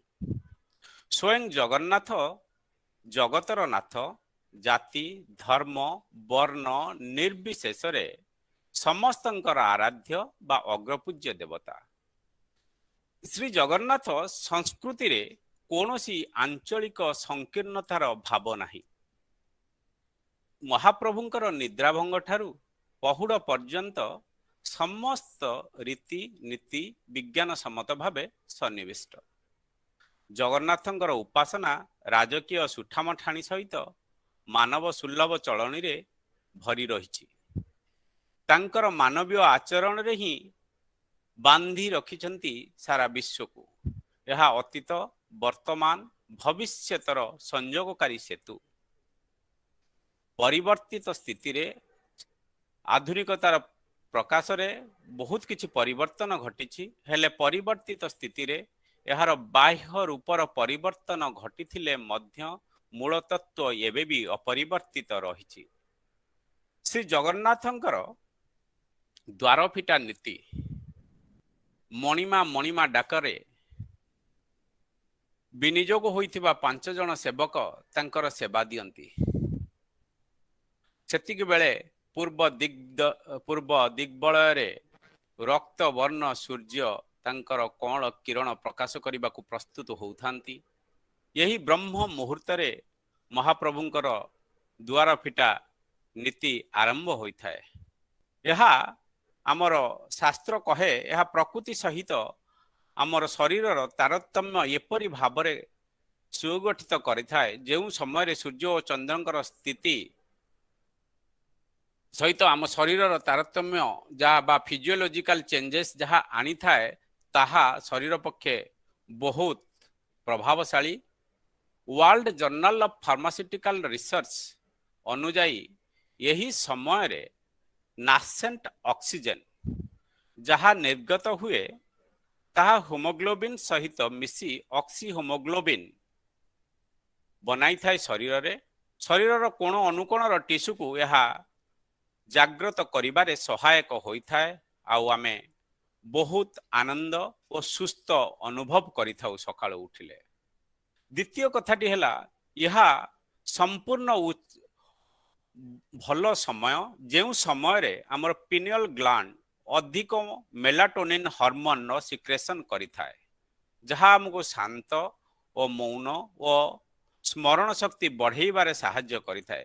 ଯଦି ଆମେ ଏହି ସମୟରେ ଉଠି ଯୋଗ ମେଡିଟେସନ ବା କୌଣସି ଶୁଭ କାର୍ଯ୍ୟ ବା ଅଧ୍ୟୟନ କରିବା ତାହା ବହୁତ ପ୍ରଭାବଶାଳୀ ରହିବ ଯାହା ଜଗନ୍ନାଥ ଦର୍ଶାଉଛନ୍ତି ତାଙ୍କର ମାନବୀୟ ଲୀଳା ମାଧ୍ୟମରେ। ଏହା ପରେ ଆରମ୍ଭ ହୁଏ ପ୍ରଭୁ ଜଗନ୍ନାଥଙ୍କର ମୁଖ ଧୌତ। ଆମେ ଯେତେବେଳେ ସକାଳୁ ବିଛଣା ଛାଡ଼ି ଉଠନ୍ତି ସେତେବେଳେ ଆମେ ପାଣିରେ ମୁହଁ ଧୁଅନ୍ତି ଆଉ ମୁହଁ ଧୋଇଲେ ଆମକୁ ବହୁତ ଆନନ୍ଦମୟ ସ୍ଥିତି ଅନୁଭୂତି ହୁଏ। ସେହିପରି ମହାପ୍ରଭୁ ଜଗନ୍ନାଥ ମଧ୍ୟ ମୁଖ ଧୌତ କରନ୍ତି। ତାଙ୍କର ମୁଖ ଧୌତ କର୍ପୂରରେ ହୁଏ। ଆଉ ଆପଣ ଆୟୁର୍ବେଦ ଶାସ୍ତ୍ର ଯଦି ଅଧ୍ୟୟନ କରିବେ ତା ଦେହରେ କୁହାଯାଇଛି କର୍ପୂରର ସୁଗନ୍ଧ ମନରେ ଏକାଗ୍ରତା ଖାଲି ବଢ଼ାଏ ତା ନୁହେଁ, ପିତ୍ତ କଫ ଓ ବାତ ରୋଗରୁ ମୁକ୍ତ କରିଥାଏ। ଚର୍ମ ପୋଡ଼ାଜଳା ବା ସ୍କିନ୍ ବର୍ନ କିମ୍ବା ଫଙ୍ଗାଲ ଇନଫେକ୍ସନ ଭଳି ରୋଗରୁ ମଧ୍ୟ କର୍ପୂର ରକ୍ଷା କରିବାରେ ପ୍ରଭାବଶାଳୀ। ତତ୍ପରେ ଆରମ୍ଭ ହୁଏ ମହାପ୍ରଭୁଙ୍କର ଅବକାଶ ନୀତି। ଖାଣ୍ଟି ଓଡ଼ିଆଟିଏ ପରି ମହାପ୍ରଭୁ 16 ହାତ ଲମ୍ବର ଗାମୁଛା ପରିଧାନ କରନ୍ତି ଆଉ 8 ହାତ ଲମ୍ବର ଗାମୁଛା କାନ୍ଧରେ ପକାଇ ଅବକାଶ ନୀତି ପାଇଁ ପ୍ରସ୍ତୁତ ହୋଇଯାଆନ୍ତି। ହାଲୁକା ବସ୍ତ୍ର ପରିଧାନ ହିଁ ସକାଳର ନିତ୍ୟକର୍ମ ବେଳେ ଏକ ସୁସ୍ଥ ବାତାବରଣ ସୃଷ୍ଟି କରିଥାଏ। ଆପଣ ଯଦି କେବେ ହାଲକା ବସ୍ତ୍ର ପିନ୍ଧିଥିବେ ସକାଳର ନିତ୍ୟକର୍ମ ପୂର୍ବରୁ ଆପଣ ନିଶ୍ଚୟ ଅନୁଭୂତି କରିଥିବେ। ଏହି ନୀତିରେ ମହାପ୍ରଭୁଙ୍କର ଦାନ୍ତ ଘଷା ବିଧି ମଧ୍ୟ କରାଯାଏ। ଆମେ ଯେମିତି ଦାନ୍ତ ଘଷୁ ମହାପ୍ରଭୁ ମଧ୍ୟ ସେହିପରି ଦାନ୍ତ ଘଷିଥାନ୍ତି। କେଡ଼େ ବିଚିତ୍ର ସେ ନୀତି। ସେ 6 ଋତୁରେ 6 ପ୍ରକାର ଦାନ୍ତକାଠି ମହାପ୍ରଭୁ ବ୍ୟବହାର କରନ୍ତି। ଆପଣ ଦେଖିବେ ପ୍ରତ୍ୟେକ 2 ମାସ ବ୍ୟବଧାନରେ ଗୋଟିଏ ଗୋଟିଏ ପ୍ରକାର ଦାନ୍ତକାଠିର ପରିବର୍ତ୍ତନ ବା କରାଯାଇଥାଏ ମହାପ୍ରଭୁଙ୍କର। ସେ 6 ପ୍ରକାର ଦାନ୍ତକାଠି ଯାହା ବ୍ୟବହାର କରନ୍ତି ତା କିଆ, ଅଁଳା, ନିମ୍ବ, ବଉଳ, କରଞ୍ଜ, ସାହାଡ଼ା ଇତ୍ୟାଦି ଦାନ୍ତକାଠି ସେ ବ୍ୟବହାର କରନ୍ତି। ଆମର ଆଜିର ଡେଣ୍ଟିଷ୍ଟ ମାନେ ଆମକୁ କହୁଛନ୍ତି ଯେ ପ୍ରତି 3 ମାସରେ ଆପଣ ଆପଣଙ୍କର ବ୍ରଶକୁ ପ୍ଲାଷ୍ଟିକ ବ୍ରଶ ଯୋଉ ବ୍ୟବହାର କରୁଛନ୍ତି ତାକୁ ବଦଳେଇ ଦିଅନ୍ତୁ। କିନ୍ତୁ ଆମର ଜଗନ୍ନାଥ କହୁଛନ୍ତି ପାଖାପାଖି 2 ମାସରେ ହିଁ ବଦଳେଇ ଦିଅନ୍ତୁ। ବୋଧହୁଏ ଆମର ବିଜ୍ଞାନ ସେ ପର୍ଯ୍ୟନ୍ତ ପହଞ୍ଚି ନାହିଁ, ଯାହା ଜାଣି ନାହିଁ, ସମୟ ଲାଗିବ। ନିଶ୍ଚିନ୍ତ ଯେତେବେଳେ ବିଜ୍ଞାନ ତା ପାଖକୁ ପହଞ୍ଚିବ ଏ ତତ୍ତ୍ୱ ନିଶ୍ଚିନ୍ତ ବୁଝିପାରିବ। ଦ୍ୱିତୀୟ କଥା, ଜଗନ୍ନାଥଙ୍କ ପାଖରେ ସବୁ ଥାଇ ମଧ୍ୟ ସେ ବ୍ରଶ କ'ଣ ପାଇଁ ବ୍ୟବହାର କରୁନାହାନ୍ତି, ଦାନ୍ତ କାଠି କ'ଣ ପାଇଁ ବ୍ୟବହାର କରୁଛନ୍ତି, ତା ଉପରେ ମଧ୍ୟ ଅନୁଧ୍ୟାନ କରାଯାଇଛି। ଅନେକ ରିସର୍ଚ୍ଚ ପେପର ପବ୍ଲିଶ ହୋଇଛି। ଯେତେବେଳେ ଆପଣ ଦାନ୍ତ କାଠି ଘଷୁଛନ୍ତି ତାହା ଯେଉଁ ମେକାନିକାଲ ଆଉ କେମିକାଲ କ୍ଲିନିଂ କରୁଛି ବୋଧହୁଏ ପ୍ଲାଷ୍ଟିକ ବ୍ରଶ ତାହା କରିପାରୁନାହିଁ। ଦାନ୍ତକାଠିରେ ଘଷୁଥିବା ଲୋକ ଆପଣ ଦେଖିଥିବେ ଯେଉଁମାନେ ପୁରୁଣା କାଳରେ ଦାନ୍ତକାଠିରେ ଦାନ୍ତ ଘଷୁଥିଲେ ସେମାନଙ୍କର ଦାନ୍ତ ବହୁତ ଶକ୍ତ ଥିଲା ଏବଂ ବହୁତ ସଫା ଦିଶୁଥିଲା। କିନ୍ତୁ ଆଜି ଅଳ୍ପ ବୟସରେ ମଧ୍ୟ ଲୋକମାନଙ୍କର ଦାନ୍ତରେ ଦରଜ ହେଉଛି ବା କ୍ୟାଭିଟି ଫର୍ମେସନ୍ ହେଉଛି। ଏହା କେବଳ ଆମର ଚଳନୀରେ ବିକୃତି ହିଁ ଏଭଳି କାରଣ ଆମକୁ ଆଣିଦେଉଛି। ଦାନ୍ତକାଠି କ'ଣ କରେ? ଆୟୁର୍ବେଦ ଶାସ୍ତ୍ର କହୁଛି ଦାନ୍ତକାଠି ଷ୍ଟିମୁଲେଟ୍ କରେ ବ୍ଲଡ୍ ସର୍କୁଲେସନ୍, ଯାହା ଗମ୍ରେ ସର୍କୁଲେଟ୍ ହୁଏ। ଆଉ ଦାନ୍ତକାଠିରେ ଘଷିଲେ ଆପଣଙ୍କର ସାଲାଇଭା ବା ଲାଳ ସିକ୍ରେସନ୍ ବହୁତ ଅଧିକ ହୋଇଥାଏ, ଯାହା କ୍ଷତିକାରକ ବ୍ୟାକ୍ଟେରିଆ ମାନଙ୍କୁ ଧୋଇ ଦେଇଥାଏ। ଇଭେନ୍ ଦାନ୍ତକାଠିରେ ଯେଉଁ ପଦାର୍ଥ ରହୁଛି ବା ପ୍ରାକୃତିକ ପଦାର୍ଥ ଯେଉଁ ଟ୍ୟାନିନ୍ ମ୍ୟୁକସ୍ ମେମ୍ବ୍ରେନ୍ ଉପରେ ପ୍ରଭାବ ପକାଏ, ଇଭେନ୍ ଜିଞ୍ଜିଭିଟିସ୍ କମ୍ କରେ। ଏବଂ ଦାନ୍ତକାଠିରେ ଆଉ ଗୋଟେ କେମିକାଲ ରହୁଛି, ତାକୁ ଆଲକଏଡ୍ସ କହନ୍ତି।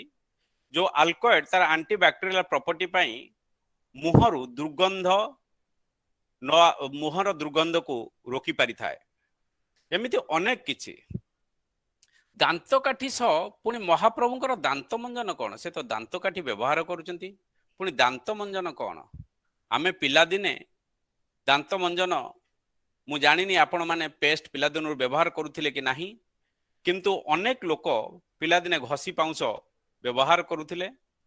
କଥାରେ ଅଛି, ଦାନ୍ତକାଠି କରି ଘଷୁଥିଲୁ ନିମ, କରଞ୍ଜ ସାହାଡ଼ା ବାଉଁଶ, ଦାନ୍ତର ମଞ୍ଜନ ବନୁଥିଲା ସେବେ ଗୋବର ଘଷିର ପାଉଁଶ। ଦାନ୍ତର ମଞ୍ଜନ ବନୁଥିଲା ସେବେ ଗୋବର ଘଷିର ପାଉଁଶ।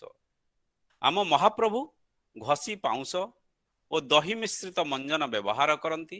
ତାହା ପ୍ରସ୍ତୁତ କରାଯାଏ, ଆଉ ତାହା ମହାପ୍ରଭୁଙ୍କର ଦନ୍ତମଞ୍ଜନ। କେବେ କେବେ ମଧ୍ୟ ମହାପ୍ରଭୁ ଦହି, କର୍ପୂର ଓ ଚନ୍ଦନ ମଧ୍ୟ ବ୍ୟବହାର କରିଥାନ୍ତି। ଆମ ମହାପ୍ରଭୁ ଘଷି ପାଉଁଶକୁ କ'ଣ ପାଇଁ ବ୍ୟବହାର କରନ୍ତି? ଏତେ ବଡ଼ ଠାକୁର, ସେ ଘଷି ପାଉଁଶକୁ କ'ଣ ପାଇଁ ଗ୍ରହଣ କରିଥାନ୍ତି? ଆପଣ ଦେଖନ୍ତୁ କେତେ ସୁନ୍ଦର ଜିନିଷ। ଘଷି ପାଉଁଶର ଆନାଲିସିସ୍ରୁ ଜଣାପଡ଼ିଛି ତାର ଯେଉଁ ଆଣ୍ଟି ବ୍ୟାକ୍ଟେରିଆଲ ଗୁଣ ଅଛି, ପାଥୋଜେନିକ୍ ମାଇକ୍ରୋ ଅର୍ଗାନିଜିମ୍, ଯାହା ପାଥୋଜେନିକ୍ ମିନ୍ସ ଡିଜିଜ୍ କଜିଂ, ଯାହା ରୋଗ କରାଏ, ରୋଗ କରାଉଥିବା ମାଇକ୍ରୋ ଅର୍ଗାନିଜିମ୍କୁ ମାରି ଦେଇଥାଏ। ଦହି କ'ଣ ପାଇଁ ମିଶାନ୍ତି? ଦହିରେ ଲାକ୍ଟୋବାସିଲସ୍ ଅଛି, ମାଉଥ ଅଲସର କମ୍ କରେ।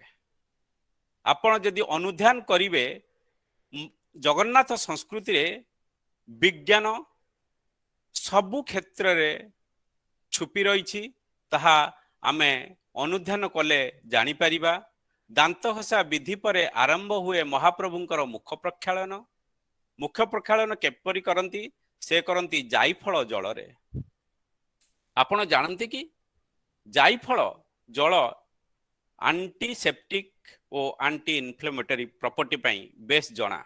ଯଦି ଆପଣ ଜାଇଫଳ ଜଳରେ ମୁହଁ ଧୋଇବେ, ଆପଣଙ୍କର ମୁହଁର ଦାଗ, ବ୍ରଣ ଓ ଚର୍ମ ରୋଗ ଭଳି ଆଉ ରିଙ୍କଲିଂ ଯେଉଁ ଏଫେକ୍ଟ ଦେଖୁଛନ୍ତି, ତା କମିଯିବ। ଜାଇଫଳରେ ଥିବା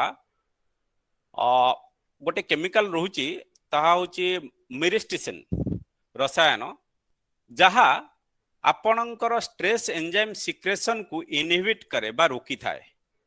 ଯେଉଁ ମାଇରେଷ୍ଟିସିନ୍ ଯେତେବେଳେ ରୋକେ, ଆପଣଙ୍କର ଯେଉଁ ମନରେ ଯେଉଁ ଷ୍ଟ୍ରେସ୍ ଆସିଥାଏ ତାହା କମ୍ କରିଥାଏ ଏବଂ ମେମୋରି ପାୱାର ବଢ଼େଇବାରେ ସାହାଯ୍ୟ କରିଥାଏ। ମହାପ୍ରଭୁଙ୍କର ଦୈନନ୍ଦିନ ଚର୍ଯ୍ୟାରେ ଆପଣ ଦେଖନ୍ତୁ ନା କେମିତି ଲୁକାୟିତ ହୋଇ ରହିଛି ଗଭୀର ବିଜ୍ଞାନ ସମ୍ବନ୍ଧୀୟ ତତ୍ତ୍ୱ। ମହାପ୍ରଭୁ ଜିଭଛେଲା ପୁଣି ରୂପା ଓ ସୁନାପାତିଆରେ କରନ୍ତି। ମହାପ୍ରଭୁଙ୍କର ପଞ୍ଚାମୃତ ମହାସ୍ନାନ ହୁଏ। ପ୍ରତ୍ୟେକ ଦିନ ବିଭିନ୍ନ ପଦାର୍ଥରେ ମହାପ୍ରଭୁଙ୍କର ସ୍ନାନ ବିଧି ଅନୁଷ୍ଠିତ ହୋଇଥାଏ। ମହାପ୍ରଭୁଙ୍କର ସ୍ନାନ ବିଧି ଯେଉଁ ହୁଏ, ବିଭିନ୍ନ ବାରରେ ବିଭିନ୍ନ ପ୍ରକାର ଦ୍ରବ୍ୟରେ ମହାପ୍ରଭୁ ସ୍ନାନ କରନ୍ତି। ସୋମବାରେ ଦୁଧ ବା କ୍ଷୀରରେ ସ୍ନାନ କରନ୍ତି। ମଙ୍ଗଳବାରେ ହରିଡ଼ା, ବାହାଡ଼ା ଓ ଅଁଳା ଜଳରେ। ବୁଧବାରେ ଗୋମୂତ୍ର, ଗୁରୁବାରେ ହଳଦୀ, ଶୁକ୍ରବାରେ ଦହି, ଶନିବାରେ 7ଟି ଦୁବ ରସରେ, ଆଉ ରବିବାରେ କୁଙ୍କୁମ ଜଳରେ। ଏଠି ଯଦି ଆପଣ ଅନୁଧ୍ୟାନ କରିବେ, ଦୁଧ ଓ ଦହିର ସ୍ନାନକୁ ଆମର ବିଜ୍ଞାନ କହେ ଲାକ୍ଟୋବାସିଲସ୍ ବାଥ୍। ଏହା ସ୍କିନ୍ ଡିଜିଜ୍ରୁ ରକ୍ଷା କରେ। ଏକ୍ଜିମା ପାଇଁ ଏହା ସବୁଠୁ ଉପକାରୀ ଆଉ ପ୍ରଭାବଶାଳୀ ବାଥ୍, ଯେଉଁଥିରେ आपण जदि एक्जिमा होता है क्षीर एवं दही मिश्रित स्नान जोटा को लैक्टोबासिलस बाथ कुआ जाउची ताहा एक्जिमा कम करिबारे सहायक होता है। सेहीपरि हरिडा बाहाडा अँला कुंकुम हलदीर आंटी माइक्रोबियल बा आंटी ऑक्सीडेंट गुण मध्य आपण मानकु जणा। सबुठु बड़ कथा हेउची ए आंटी माइक्रोबियल गुण सहित यह मध्य arthritis anti cancerous and anti diabetics पाई मध्य बहुत उपदेयी।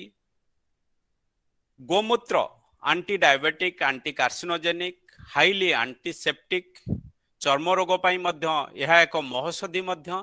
आपण देखंतु महाप्रभु जहा जहा व्यवहार करुछंती सब जदि आमे निजर दैनंदिन जीवन रे व्यवहार करिबा बा मानिबा को किछि मात्रा चेष्टा करिबा आमे निश्चिंत निरामय रोगमुक्त जीवन यापन करि परिबा। दुब घास उपरे अनेक रिसर्च पेपर पब्लिश होईची जहा कहे दुब घासर न्यूट्रिशनल और मेडिसिनल गुण अनेक रहिची जहा एसिडिटी रोग प्रतिरोधक शक्ति आउ मोटापा इत्यादि पाई बहुत प्रभावशाली। महास्नान परे महाप्रभुंकर लागि हुए गोपाल वल्लभ भोग एवं सूर्य पूजा नीति। सूर्य को पूजा करिबा बेले जेतेबेले सूर्य को अनाइबा को पड़े सूर्यंकर रश्मिर प्रभाव रे रेटिनारु डोपामाइन निर्गत होता है जहा आखि को सुस्थ रखे और मायोपिया बा निकट दृष्टि रोगरु रक्षा करिथाए। किंतु आमे आजिकाली सूर्य को तो प्रणाम करिबा दूरर कथा सूर्य को भी देखिबा को समय मिलुनी दैनंदिन जीवन रे एते व्यस्त हो जाउछे।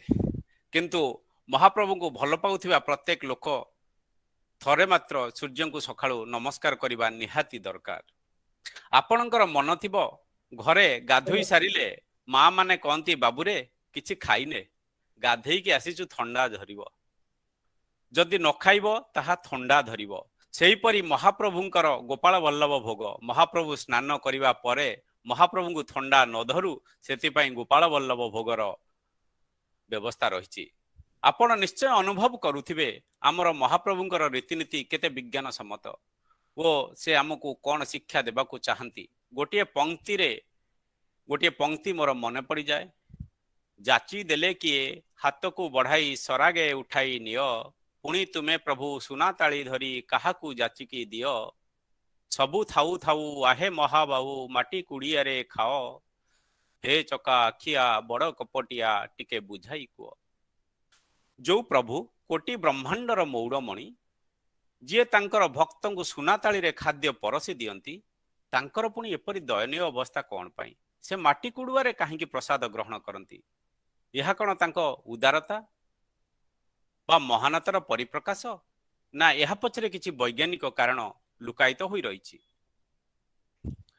ना आमर पूर्व पुरुष माने बा आमर मुनि ऋषि माने सेतबळे आल्मुनियम पात्र बा तंबा पात्र कौन बनाई भगवान को दे पारि नथान्ते कि से विषय जदि आमे अनुध्यान करिबा आमर पुरुणा इतिहास कहे भारत एभली एक देश जहा जिंक एक्सट्रैक्शन प्रोसेस प्रथम ही विश्व को जणाई थिला। जिंक एक्सट्रैक्शन भारत ही प्रथमे करिथिला कारण जिंक बॉक्साइट ओर रु जेतेबेले बाहर करा जाए 997 डिग्री टेम्परेचर रे जिंक लिक्विफाई हुए किंतु 1000 डिग्री टेम्परेचर हो गले से बाष्पीभूत हो जाए। ये 3 डिग्री डिफरेंस रे जिंक रो एक्सट्रैक्शन करा जाए। सारा विश्व जेतेबेले चकित थिला केई करि पारु नथिले भारतीय मुनि ऋषि माने कोन कले जेतेबेले फर्नेस तळु गरम करा जाउथिला मुनि ऋषि माने फर्नेस टाको उल्टेई देई ऊपरे गरम कले आ तळे जेतेबेले बाष्पीभूत होई के आसिला शीतल पात्र रे रखी ताको सॉलिडिफाई करिले जा फल रे आमे जिंक एक्सट्रैक्शन प्रोसेस जानिलु। पाखापाखी 4000 वर्ष पर्यंत भारत पृथ्वी को जिंक सप्लाई करुथिला किंतु कालक्रमे जणे चाइनीज ताहा भारतीय ठारू चोराई नेले चाइनीज ठारू चोराई नेला ब्रिटेन आ ब्रिटेन नो विलियम चैंपियन बोली जणे व्यक्ति से फास्ट जिंक डिस्टिलरी ब्रिटेन ने आरंभ करथिले 1585 बोध हुए 1585 बा 43 ख्रीष्टाब्द एठी या कहिबार तात्पर्य आम देशर नागरिक को मेटालोजी ज्ञान मध्य थिला तथापि से महाप्रभु माटी कुड़ियार व्यवस्था कहीं कले साइंटिफिक रिसर्च प्रमाणित करे माटी पात्र रे रंधा जाउथिबा खाद्य ये जो प्रमाण तत्व बा मु रखुची या होउची सीएसआर लैब रो रिसर्च पेपर जहा कहे माटी पात्र रे रंधा जाइथिबा खाद्य रे 100% माइक्रो न्यूट्रिएंट बा सूक्ष्म पोषण तत्व अक्षुण्ण रहे जहा भांगी जाए नाही जदि आमे कंसारे रोषेई करू ताहा 97% बा 97% अक्षुण्ण रहे पित्तल रे 93% रहे आउ जदि प्रेशर कुकर रे आपण किछि करूचंती मात्र 7% रहे 93% नष्ट हो जाए तेणु देखंतु यह पछरे केते बड़ विज्ञान छुपी रही माटी पात्र रे जदि आपण खाद्य प्रस्तुत करूछंती ताहा 100% न्यूट्रिशनल जो माइक्रो न्यूट्रिएंट रही ताकू अक्षुण्ण रखुची जहा पाई जो माने माटी पात्र रे रोषेई करी खांती तांकर ना आंठुगंठी रो दरज बा मधुमेह बा हृदरोग जनित किछि रोग होई थाए जेमिति आमे सबु जिंस स्पॉन्टानियस करिया पे चाहूचे सेमिति मध्य हमर आयुष कमी कमी आसुची स्पॉन्टानियस होई जाउची हमर जीवन काल हमर घरे घरे आगे मने अछि मोर भी हमर घरे घरे पिठा पणा माटी पलम रे मध्य करा जाउथिला माटी हांडी रे मध्य रोषेई करा जाउथिला परवर्ती पर्याय रे एल्युमिनियम ही ताकू परिवर्तित करिदेला किंतु आमर शास्त्र खाली विज्ञान कथा कहूनी जेकोसी जिनस भगवान पूजा रे लागे सबुगुड़ा बायोडिग्रेडेबल परिवेश कथा मध्य चिंता करे परिवेश को केमिति सुचारू रूपे रखा जाई परिबो आमर शास्त्र मध्य ताहा शिक्षा देइछि आपण देखंतु अबड़ा अन्न जेतबेले परसी दिया जाए आनंद बाजार रे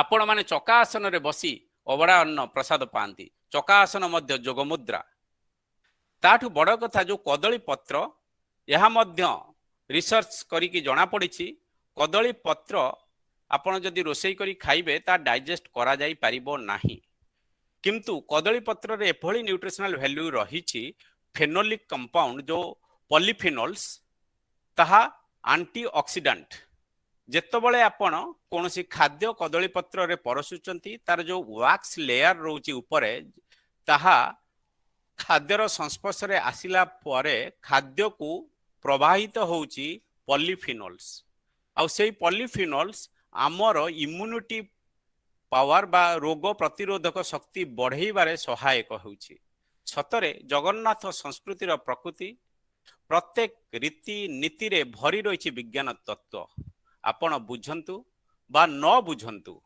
आपण पालन कले निश्चय मंगल हेबो सेई मंगलमय करुणावतार हरिंकर चरण तले पणिपात करी तांकर रीतिनीति को अनुध्यान करी जदि आम जीवन रे लगेइबा आमर निश्चय मंगल हेबो केवल तांकर आशीर्वाद टिके दरकार सेही जगन्नाथ बा गोविंद को मूढ़ भाव रे भजन करंतु से ही जन्म मृत्युर चक्ररु आमको रक्षा करि परिबे से परा भावर ठाकुर भाव को आतुर भुवन मोहन हरि भावरे डाकिले भावग्राही करे पारी समर्पण भाव पकाए प्रभाव देख समर्पण करी पूर्ण ब्रह्म पासे पूर्ण समर्पण आनी देव कृपा बारी एतिकी कही आजिर कथा को मुझे विश्राम देउछि जय श्री जगन्नाथ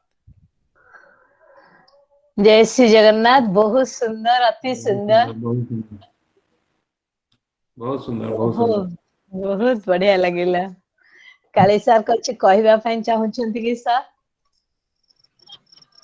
टी अनम्यूट कर दियंतु नहीं ठीक है थैंक यू थैंक्स जय श्री जगन्नाथ वंडू बाबू नमस्कार थैंक यू वेरी मच बहुत भल भल कथा कहले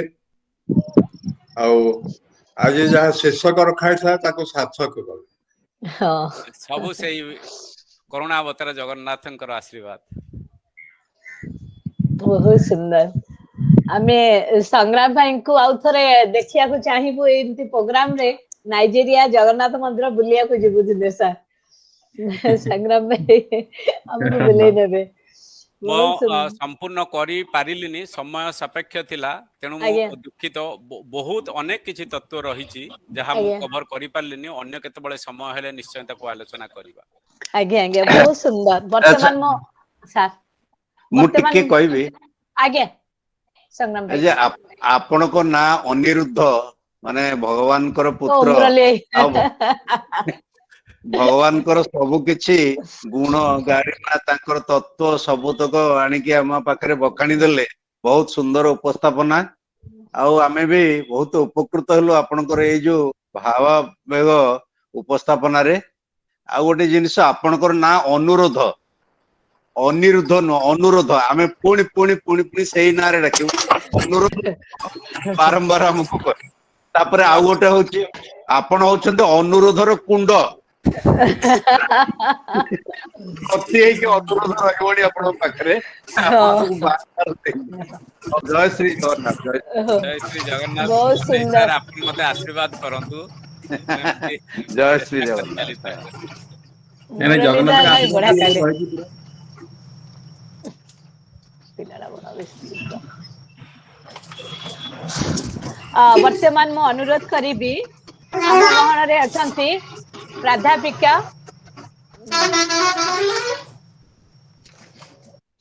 आम गहन रे अछंती प्राध्यापिका डॉक्टर संयुक्ता होता ओडिया विभाग कुमारबंध महाविद्यालय झारसुगुड़ा रे अछंती ताको अनुरोध करिबी से अनम्यूट करिवे एवं प्रश्न उत्तर विभाग को संयोजन करिवे।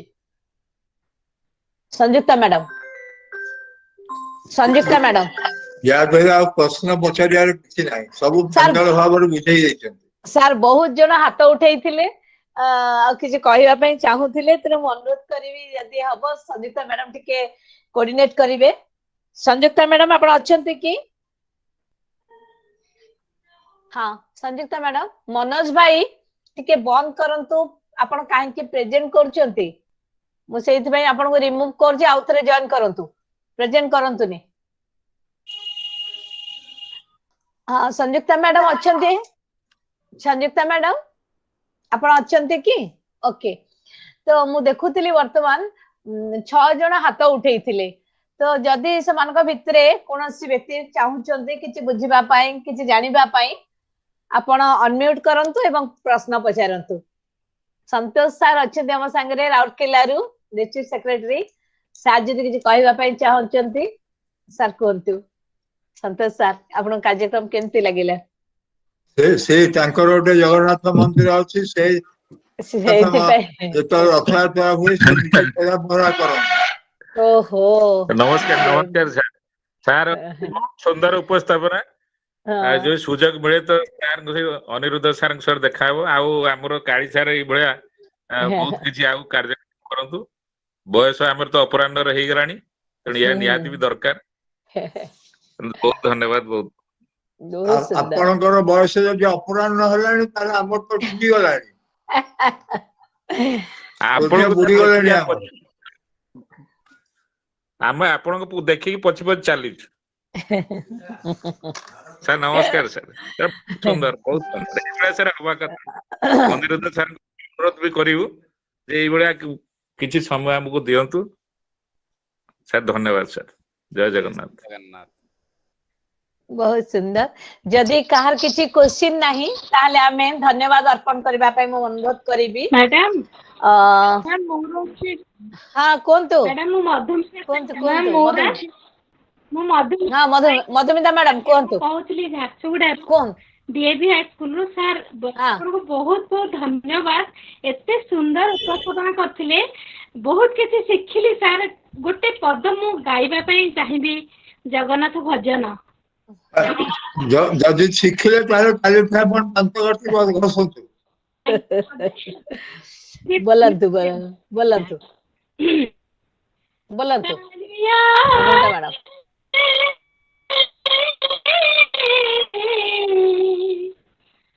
तोर रत्न सिंहासन तळे बसी गुंठी विजयणा माण दे तुलसी हाय गुंठी विजयणा माण दे तुलसी कालिया रे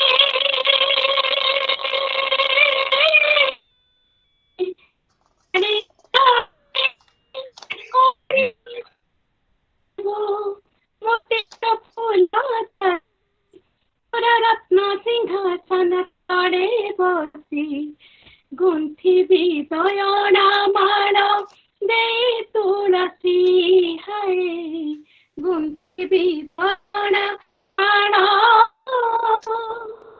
दे तुलसी। जय Jagannath. Thank you Madhumita madam, बहुत सुंदर। हाँ आयुष्मान कुह, आयुष्मान कुह। मैम मते सार जेतिक मु जगन्नाथ ऊपर जानथिले तादु अधिका जानिक मते भल लागिला। हमर गोटे क्वेश्चन टे अछि कहबी।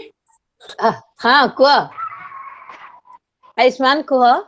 मैम तम मैम वीडियो अनेक जनंतु सुनिछि जे वीडियो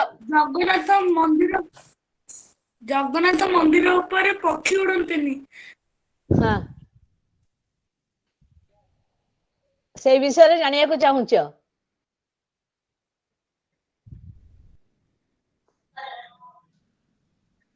हाँ आयुष्मान तुमर नेटवर्क टे प्रॉब्लम अछि। जगन्नाथ से चाहूचंदी अमृत भाई जानिबा पई जगन्नाथ मंदिर ऊपर काहे के पक्षी उड़ंती नहीं।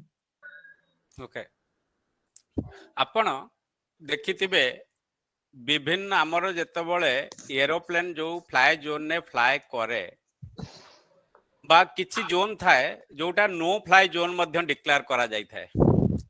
बोध हुए आरो विज्ञान भित्तिक तत्व वर्तमान मो पाखरे नाही, मु चेष्टा करिबी संग्रह करिबा पई, किंतु बोध हुए जगन्नाथ तांको मंदिर को नो फ्लाए जोन डिक्लेयर करिसंती, ता ऊपर कोनोसी पक्षी उड़ी परिबे नाही।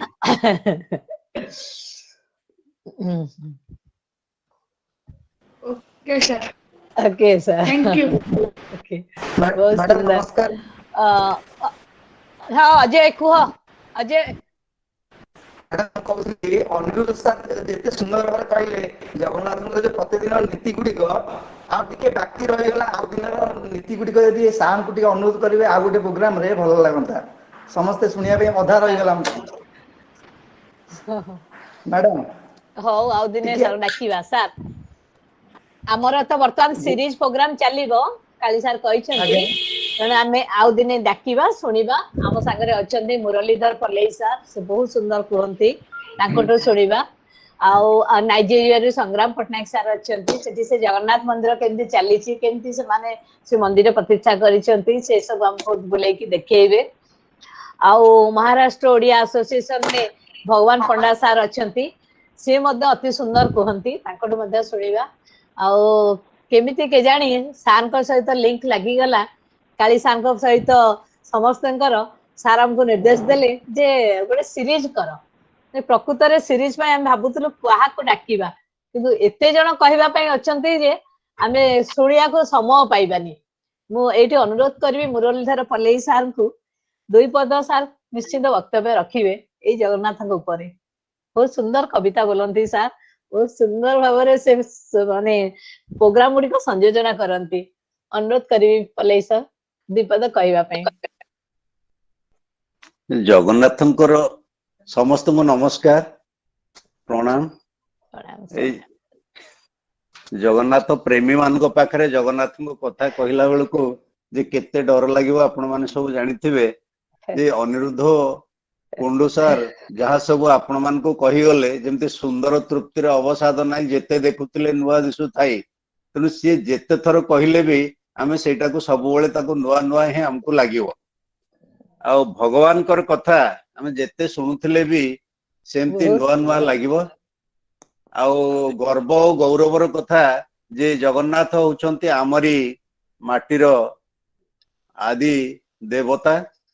आ जो कुआ जाउची जे वर्तमान अमेरिकार वैज्ञानिक माने गवेषणा करी जानिछंती जे पृथ्वी रे जेतेबेले जीव नथिला बा वायुर सत्ता नथिला जेतेबेले ऑक्सीजन क्रिएट हैला से ऑक्सीजन केउ जगह प्रथम क्रिएट हैला ना से जगह होची ओडिशा। माने आमर एठी केही से तत्व आविष्कार करी नाहंती बा आगुरु कुआ जाउची कोणार्क होची भूमि जोठी सूर्य प्रथमे पदार्पण करिसंती बा सेठी सब रोग प्रतिरोधक शक्ति ही रखिसंती। अच्छा ए जो ऑक्सीजन टा क्रिएट हेची प्रथमे कोडे जतले पृथ्वी सृष्टि हैला और जतले वायुमंडल सृष्टि हैला तापर तो जीव जगत आसी किंतु ऑक्सीजन सृष्टि जो हेची प्रथमे केउठु सृष्टि हेची ना अमेरिकार वैज्ञानिक माने तांकर थेसिस लेखिकी जणैछन्ती प्रथमे हेची ओडिसा रे तेणु एई जो जिनसटा ओडिसा रे जदी हेला प्रथमे ऑक्सीजन सृष्टि होला जीव जगत एठी सृष्टि हेची तेणु आम भगवान कर सृष्टि जे केते महान केते पुरुणा आम एटा कल्पना करथु एतिक मु कहूची आपण मान चिंता कर जय श्री जगन्नाथ जय जगन्नाथ बहुत बहुत धन्यवाद निरंजन स्वाई मंदिर रु आछंती मोर लास्ट क्वेश्चन टा कल परिबे हाँ हाँ को आयुष्मान को मैम मु सबुआडू सुनिछि जे चक्र जो पटो देखिले समान देखा जाए किंतु मु निजे ऑब्जर्व करछि खाली ईस्ट और वेस्ट रे देखा जाए किंतु नॉर्थ और साउथ रे तो मते साइड रे देखा जाए ताले तम दृष्टिभंगी गुटे बदलेबा को पड़िबो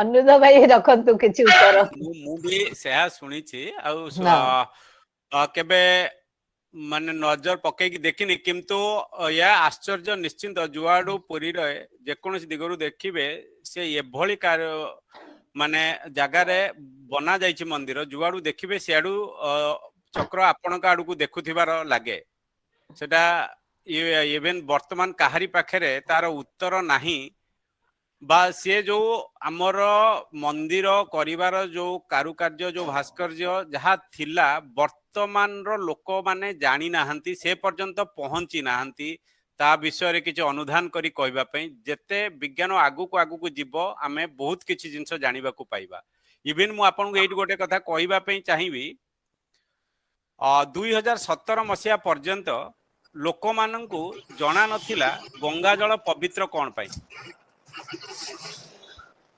2017 रे इवेन आपण प्राय 1896 रे ब्रिटिश फिजिशियन हैनबरी हानकिन बोधवे तांकर नाम से जेतबेले गंगा जल को नेकी परीक्षा निरीक्षा करथिले 3 घंटा मध्य देखिले कलेरा जीवाणु मरी जाउछंती किंतु कोन पई मरुछंती तार अनुसंधान से करि पारि नथिले ताहा गोटे हाइपोथेसिस हेक रहि जाइथिला किंतु 1916 आ 17 मसिया पाखापाखि रे चंडीगढ़ गोटे इंस्टीट्यूट अच्छी जहाँ सीएसआईआर अंडर रे इंस्टीट्यूट ऑफ माइक्रोबियल टेक्नोलॉजी तार साइंटिस्ट माने डॉक्टर सानमुगम मैली राज को नेतृत्व रे अध्ययन करथिले गंगा जल उपरे से माने जेतबेले रिसर्च कले से माने पाइले 20 रु 25 प्रकार प्रजाति रो बैक्टीरिया फेज माइक्रोब्स अछि बैक्टीरिया फेज माने बैक्टीरिया किलिंग से भले माइक्रो ऑर्गेनिज्म रहिचंती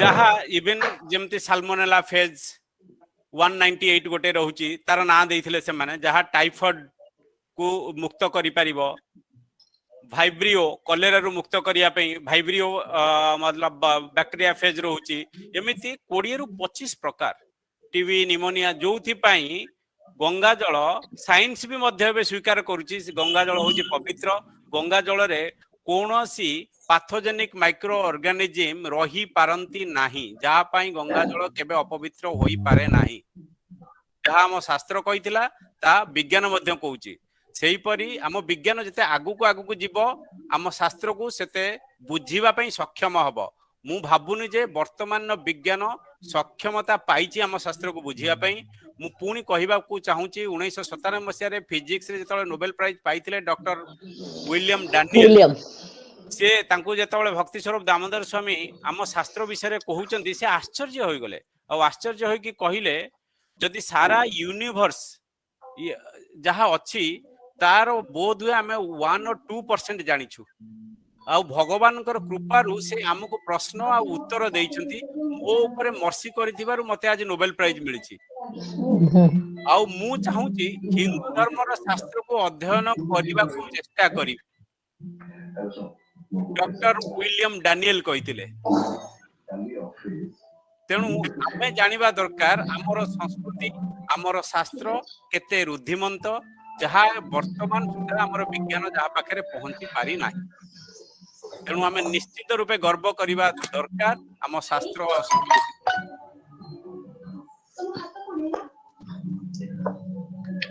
बहुत सुंदर बहुत भारी भल लागिला सुनिया पई बहुत सुंदर आउ किछि क्वेश्चन अछि कि ଆଉ कौन से हाँ राजेश कह राजेश ऑन करे राजेश हाँ वीडियो ऑन करे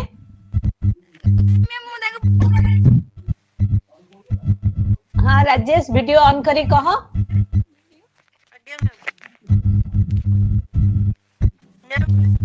हाँ कह जो आसुची दारू जो आसुची तो सेटा किए गडुछन आ टिके क्लियर कह सुना जाउनी मैम जो जगन्नाथ पाई जो आसुची दारू जो आसुची किए गडुछन ओहो के गडु चंती दारू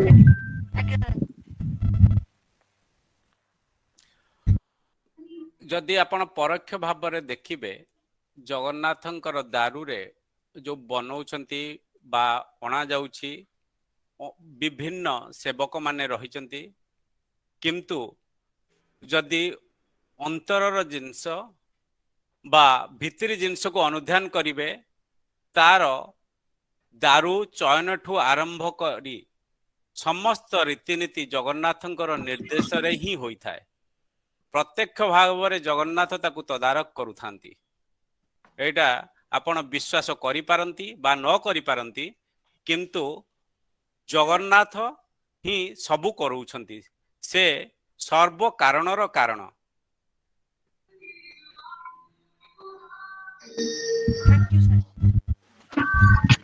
हेलो सर नमस्कार नमस्कार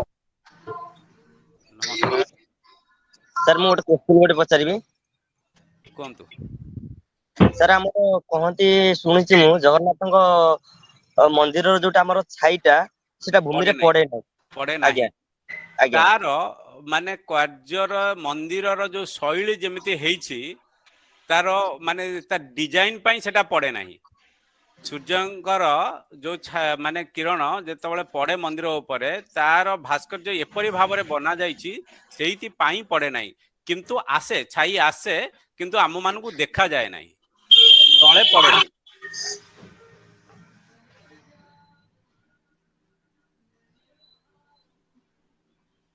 शिव सर किछ क्वेश्चन अछि आपण अनम्यूट कर हां हां शिव सर किछ क्वेश्चन अछि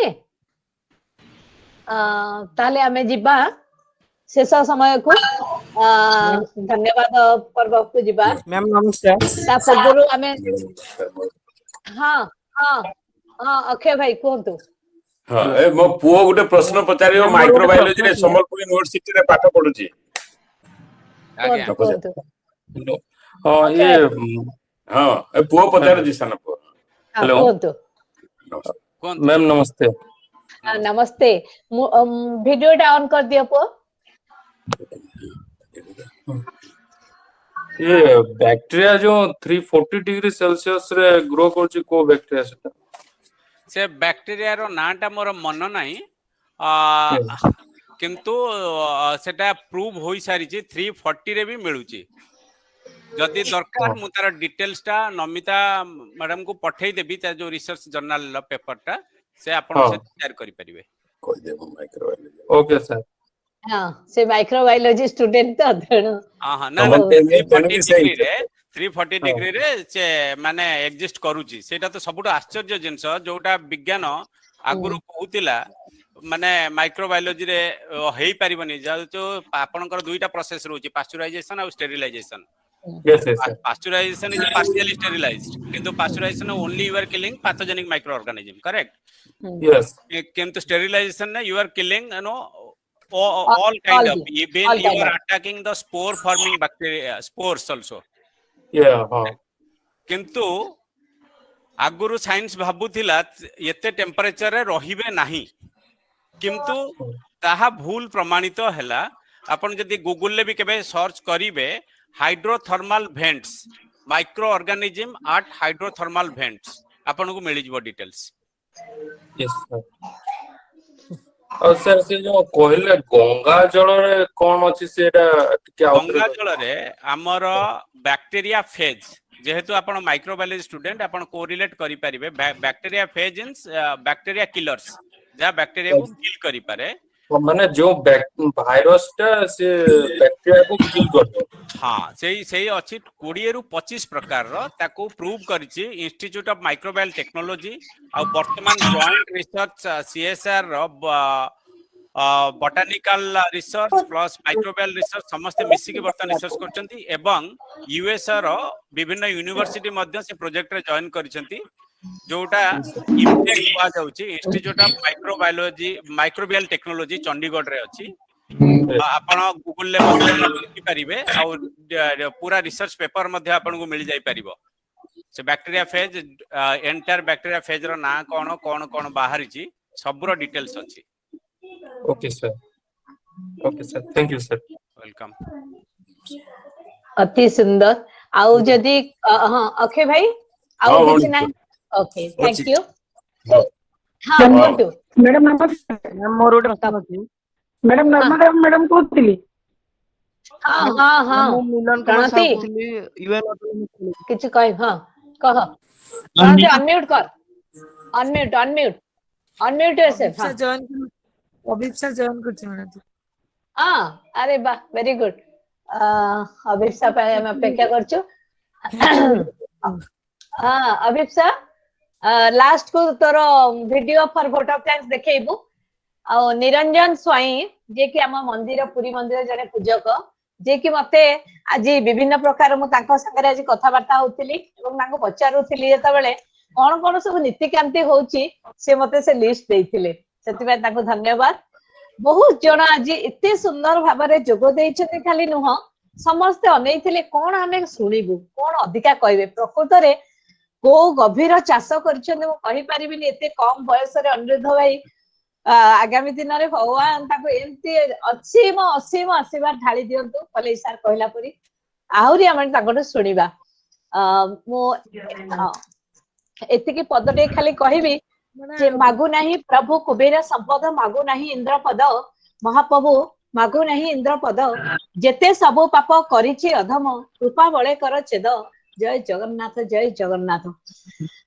मु वर्तमान अनुरोध करिबी आम गहन रे अछंती डॉक्टर जयश्री नंद मैडम से होचंती वरिष्ठ अध्यापिका शिक्षा विभाग कुंज बिहारी महाविद्यालय पटियारो अनुरोध करिबी जयश्री मैडम अपन टिके अनम्यूट कर दियंतु जयश्री मैडम हां टिके अनम्यूट करंतु वीडियो हां मैडम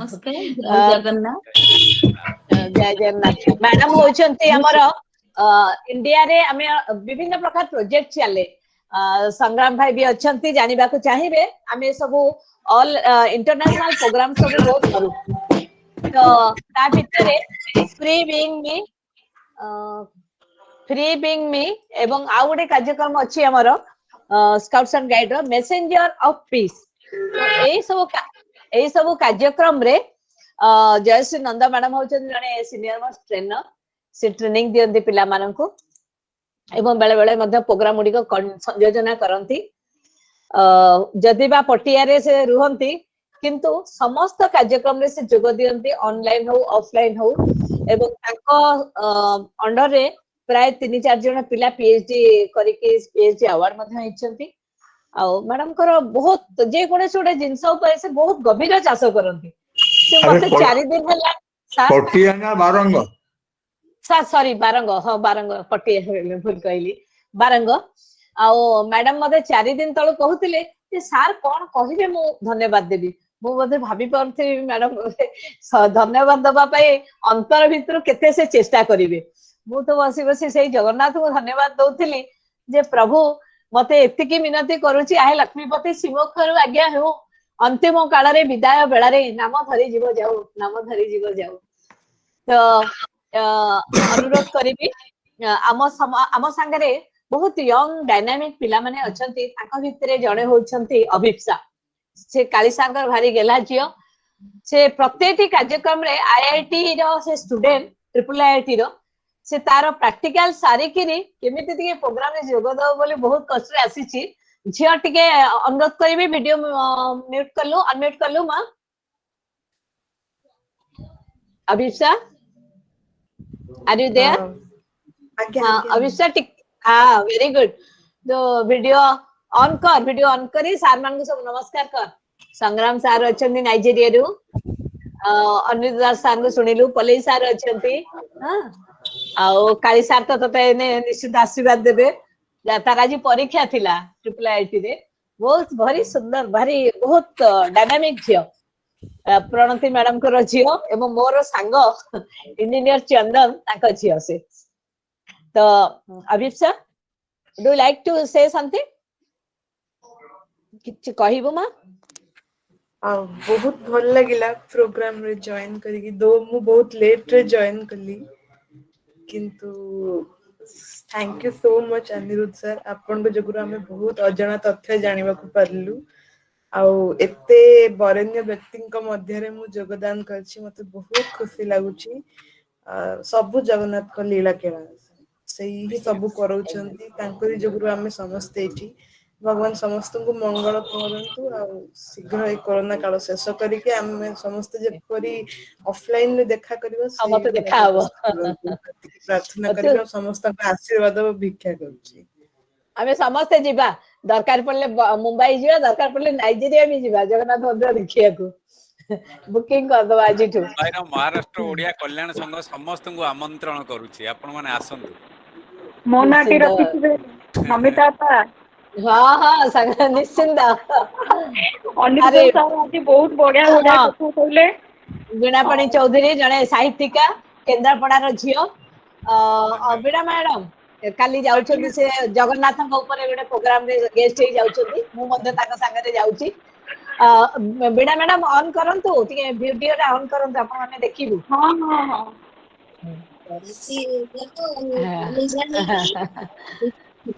समस्त को मोर प्रणाम जय जगन्नाथ समस्त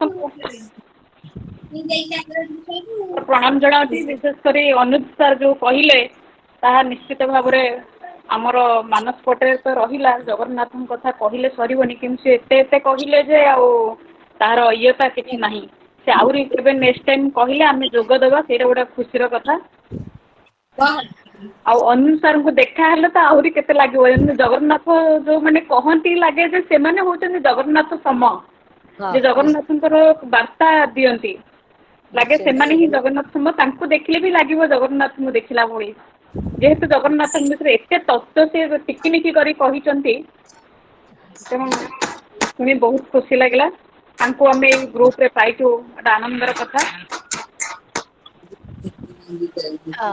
वीणा मैडम हमर स्टेट काउंसिल रे सर्विस करंती हमर प्लस 2 काउंसिल रे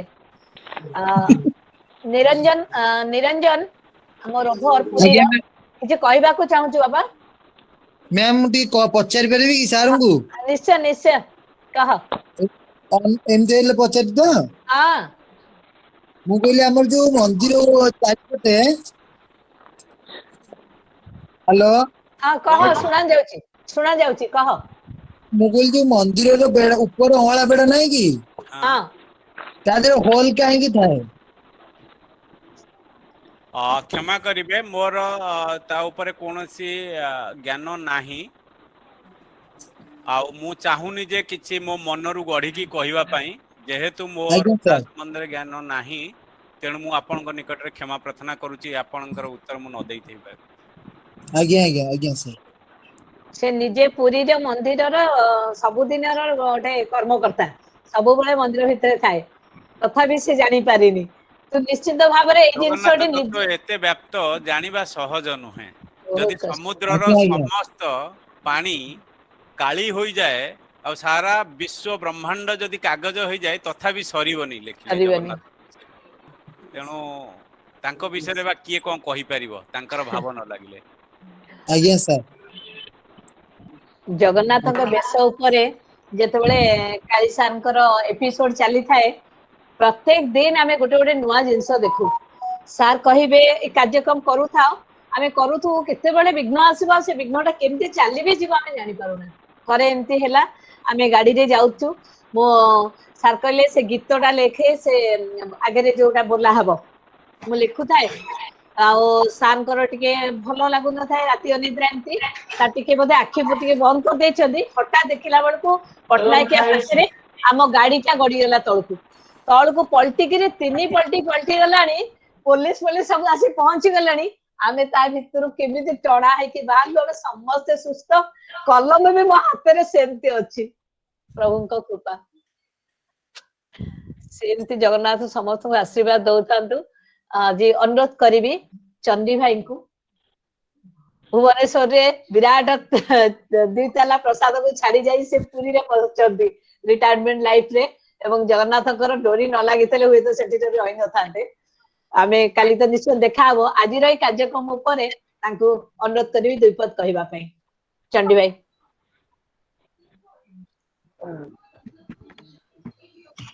जय श्री जगन्नाथ समस्त को अनुत महाशय जहाँ कहले जगन्नाथ नीति सकाल 9टा पर्यंत ना 11टा पर्यंत सरी ताने 20% बा 25% तेणु बहुत किसी अच्छी तेणु आम आशा कर बाकी तक शुणा सुजोग मिले अनुत सार शुणु सप्ताह आज प्रथम काली अच्छी बदल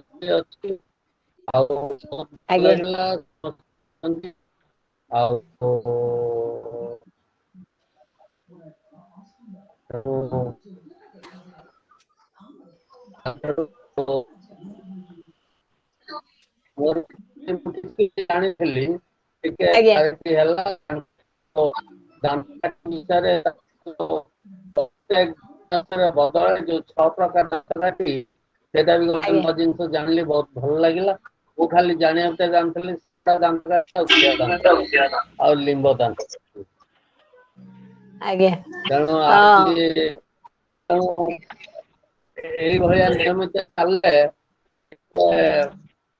आज कौन भक्ति भाव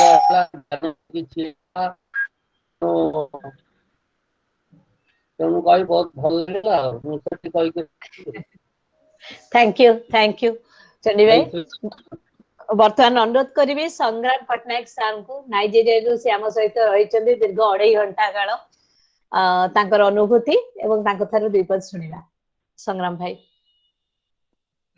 जय जगन्नाथ समस्त जय जगन्नाथ आज प्रोग्राम एते भल लगिला मु विश्वास भी करि पार नथिली जे अनिरुद्ध बाबू एते सुंदर भाव माने जो भाया कंपैरिजन करके से कहले बहुत भल लगिला वैज्ञानिक माने प्रमाण भी ताकू देइकरी मु पाखापाखि गत वर्ष मार्च एप्रिल मासर प्रवचन मु सब अटेंड करी आसी बॉम्बे आमर जो जगन्नाथ मंदिर सब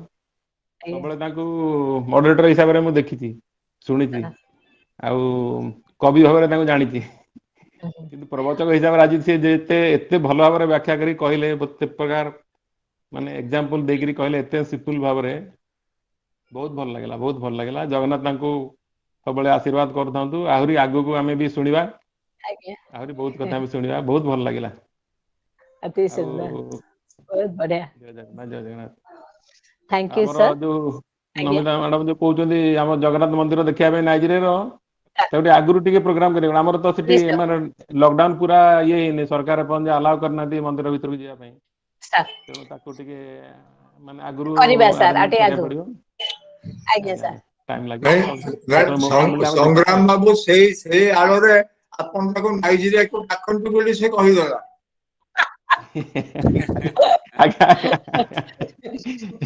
ना हमें तो सब एकाटी जोड़ी गले गोटे कथा नमिता मैडम टिके हिंट्स खाली देइचंदी हमें जो हमर गोटे हेची नमिता मैडम टिके खाली हिंट्स देइचंदी हमर जो श्री जगन्नाथ चिंतन चेतना वर्ल्ड वाइड गोटे संस्था कराई जो पाखापाखि 42 कंट्रीज से जोड़ी होती जो जगन्नाथ मंदिर ओडिया सब लोक जो अच्छा पाखापाखि 1000 पाखापाखि मेंबर आमर हो गले से आम मझे मझे तार भी अभिनय करुचु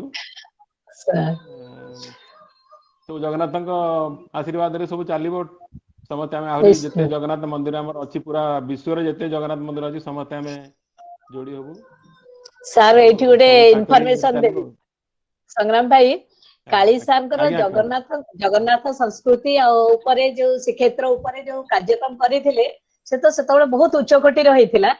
ସବୁଠୁ ବଡ କଥା ହେଲା ତାଙ୍କ ଝିଅ ଜ୍ୟୋତି ମିଶ୍ର ଆମର ଆର୍ଟିଷ୍ଟ ଫିଲ୍ମ ଆକ୍ଟ୍ରେସ ମାନେ ପ୍ରଥମ ଥର ପାଇଁ କି ଗୋଟେ ଝିଅ 14ଟା ଲାଙ୍ଗୁଏଜ ରେ ଜଗନ୍ନାଥ ଆମର ଲକ୍ଷ୍ମୀ ମାଙ୍କର ଯୋଉ ଲକ୍ଷ୍ମୀ ପୁରାଣ ଉପରେ ଶ୍ରୀ ଜଗନ୍ନାଥ ଫିଲ୍ମ ରେ ସେ 14ଟା ଲାଙ୍ଗୁଏଜ ରେ ସେ ଫିଲ୍ମ ଟା ଚାଲିଲା ଯୋଉଥିରେ କି ସେ ମା ଲକ୍ଷ୍ମୀ ହେଇଥିଲା। ଭାରି ସୁନ୍ଦର ବହୁତ ପ୍ରୋଗ୍ରାମ ଟା ଭାରି ସୁନ୍ଦର ହେଇଥିଲା। କାଳି ସାର୍ ବି ଜୟ ଜଗନ୍ନାଥ। କାଳି ସାର୍ ମୁଁ ମାନେ ବହୁତ କଥା ଶୁଣିଥିଲି କିନ୍ତୁ ଆଜି ତାଙ୍କୁ ଦେଖିବାକୁ ପାଇଲି ସେଥିପାଇଁ ବହୁତ ଥର ଡାକିଲେ ସାର୍ ଜମା ଆସୁନାହାନ୍ତି। ଆମ ମାୱାକୁ ଆମେ ଏତେ ଭିଡିଲୁଣି ଏଇଥର ସାର୍ ଆସିବେ। ସାର୍ ବହୁତ ସୁନ୍ଦର କୁହନ୍ତି ଆଉ ମତେ ଜ୍ୟୋତିର ଓଡିଆରେ ପ୍ରୋଗ୍ରାମ ଫିଲ୍ମ ଯେତେ ହେଇଛି ନ ହେଇଛି କିନ୍ତୁ ସବୁଠୁ ବେଷ୍ଟ ପ୍ରୋଗ୍ରାମ ହଉଛି ଜଗନ୍ନାଥଙ୍କ ଉପରେ ଯୋଉ ସବ୍ୟସାଚୀ ମହାପାତ୍ର କରିଥିଲେ 14ଟା ଲାଙ୍ଗୁଏଜ ରେ ସେ ମାନେ କେତେ କୁଆଡେ ସେ ଚାଲିଗଲା ଏଇ ସାର୍ଙ୍କ ଆଶୀର୍ବାଦରେ। ସେଇଟା ସବୁବେଳେ ଭାବେ ଲକ୍ଷ୍ମୀ ମା ଲକ୍ଷ୍ମୀ ହେଇଥିଲା ବହୁତ କମ ଏଜ ସେତେବେଳେ 19-20 ବୟସ ସେଇଥିରେ ସେ ବହୁତ ସୁନ୍ଦର ନାଁ କମେଇଥିଲା। ଯାହା ହଉ ଆମ ଓଡିଆ ଝିଅ ପୁରୀରେ ସାର୍ଙ୍କ ମାଟି ମଣ୍ଡପ ସାହିରୁ ଘର ଏସବୁ ଆଶୀର୍ବାଦ ନଥିଲେ ହବନି। ମୁଁ ଭାବୁଥିଲି ଯେତେବେଳେ ସାର୍ଙ୍କୁ ଦେଖୁଥିଲି ଅନିରୁଦ୍ଧ ସାର୍ଙ୍କୁ କୁହନ୍ତି ଆମର ମାୱା ପ୍ରୋଗ୍ରାମ ରେ ସେ ଜଗନ୍ନାଥଙ୍କର ନାଁଟି ଯେତେବେଳେ ଆରମ୍ଭ କରିବେ ମତେ ଏତେ ଖୁସି ଲାଗେ। କେବଳ କୁନି ଭାଇନା ଜଣେ କୁହନ୍ତି ରଥ ଶର୍ମା ଜଗନ୍ନାଥଙ୍କର ନାଁକୁ ଏମିତି ଲମ୍ବେଇ ଲମ୍ବେଇ କୁହନ୍ତି ମୁଁ ସାର୍ ଶୁଣିକି ରହିଯାଏ। ସେ ବି ସେଇ ଜଗନ୍ନାଥଙ୍କ ବେଶରୁ ହିଁ ଆରମ୍ଭ କରୁଥିଲେ। ଜଗନ୍ନାଥଙ୍କ ବେଶରୁ ସେ ଇଣ୍ଟ୍ରୋଡ୍ୟୁସ ହେଇଥିଲେ ଟିଭି ପର୍ଦ୍ଦାରେ। ଆଜ୍ଞା ସାର୍ ସେଇଠି ତାଙ୍କୁ ସମସ୍ତେ ଦେଖିଲେ ଜାଣିଲେ ସେ କୁହନ୍ତି ବୋଲି। ତାପରେ ବର୍ତ୍ତମାନ ଆମ କାର୍ଯ୍ୟକ୍ରମକୁ ବି ସାର୍ ଆସିବେ କହିଛନ୍ତି ତାଙ୍କ ଝିଅ ବାହାଘର ଅଛି 21ରେ ସରିଲା ପରେ ଆସିବେ। ବହୁତ ସୁନ୍ଦର ଲାଗୁଛି ଆମେ ସାର୍ ଅଛନ୍ତି ବୋଲି ଆମେ ଚାଲିଛୁ ତାଙ୍କ ନିର୍ଦ୍ଦେଶରେ। ଦେଖନ୍ତୁ ଏତେ ସମୟ ହେଲାଣି ସାର୍ ବସିଛନ୍ତି ପିଲାମାନେ କରୁଛନ୍ତି ମାନେ ସେ ତାଙ୍କର ଗୋଟେ ଆଶୀର୍ବାଦ ଅଛି ଯେମିତି ଭଗବାନ ସାର୍ ଅଛନ୍ତି ମାନେ ମାୱା ଚାଲିଛି ସେମିତି ଆମର କାଳି ସାର୍ ଅଛନ୍ତି ମାନେ ଆମ ପ୍ରୋଗ୍ରାମ ଚାଲିବ। ବହୁତ ଭଲ ଲାଗେ ଆଉ ସାର୍ କହୁଥିଲେ ଆମେ ସବୁ ଯେତେ ମନ୍ଦିର ସବୁ ଅଛି ତାର ସବୁ ରକ୍ଷଣାବେକ୍ଷଣ ଦାୟିତ୍ୱରେ ପିଲାମାନଙ୍କୁ ଦିଆହେଇଛି ତମେ ଏରିଆ ସଫା କରିବ ଏଇ ସବୁ କାର୍ଯ୍ୟକ୍ରମ କରିଛନ୍ତି ପିଲାମାନେ। ଆଉ ବର୍ତ୍ତମାନ ଆମେ ଯେହେତୁ ଅଫଲାଇନ ହେଇନି ତେଣୁ ଅନଲାଇନ ରେ ବିଭିନ୍ନ କାର୍ଯ୍ୟକ୍ରମ ରଖୁଛୁ ସାର୍। ଯଦି ସୁବିଧା ହବ କୋଉଦିନ ଗୋଟେ ନାଇଜେରିଆର ମନ୍ଦିରଟା ସାର୍ ଦେଖେଇଦବା ବାହାରୁ ବି ଆମେ ଦେଖେଇ ପାରିବା କେବେ ଗୋଟେ କରିବା ସମୟ ନେଇକି ରବିବାର ଦେଖି ଆପଣଙ୍କ ସମୟ ନେଇକି କରିବା ସାର୍। ବର୍ତ୍ତମାନ ଅନୁରୋଧ କରିବି ଆଜି କାର୍ଯ୍ୟକ୍ରମକୁ ଏଇଠି ସାରିବା ପାଇଁ ଏବଂ ଆମ ଗହଣରେ ଅଛନ୍ତି ଅଭିପ୍ସା ସମସ୍ତଙ୍କୁ ଟିକେ ଭୋଟ ଅଫ ଥ୍ୟାଙ୍କ୍ସ ଦବା ପାଇଁ ଚାହୁଁଛନ୍ତି। ଅଭିପ୍ସା ପରିଡ଼ା ଆଗ ଦେଇ ସାରିଲା ପରେ ମୁଁ ଜୟଶ୍ରୀ ମ୍ୟାଡାମ ହଁ ଜୟଶ୍ରୀ ମ୍ୟାଡାମ ଖାଲି ଟିକେ ଅଭିପ୍ସା ଟିକେ ତାର କଣ ଗୋଟେ କରିଛି ଦେଖେଇବା ପାଇଁ ଦେଖେଇ ଦଉ ତାପରେ ଆମେ ଆନୁଷ୍ଠାନିକ ଭାବରେ ଧନ୍ୟବାଦ ଦେବା। ଜୟଶ୍ରୀ ମ୍ୟାଡାମ ଟିକେ ଅନମ୍ୟୁଟ କରନ୍ତୁ ଭିଡିଓ। ଜଲ୍ଦି ଜଗନ୍ନାଥଙ୍କର ପହୁଡ ପକା। ଅଭିପ୍ସା କରିଦେ। ଅଭିପ୍ସା କଣ କହ କଣ କରିବାକୁ ଯାଉଛି।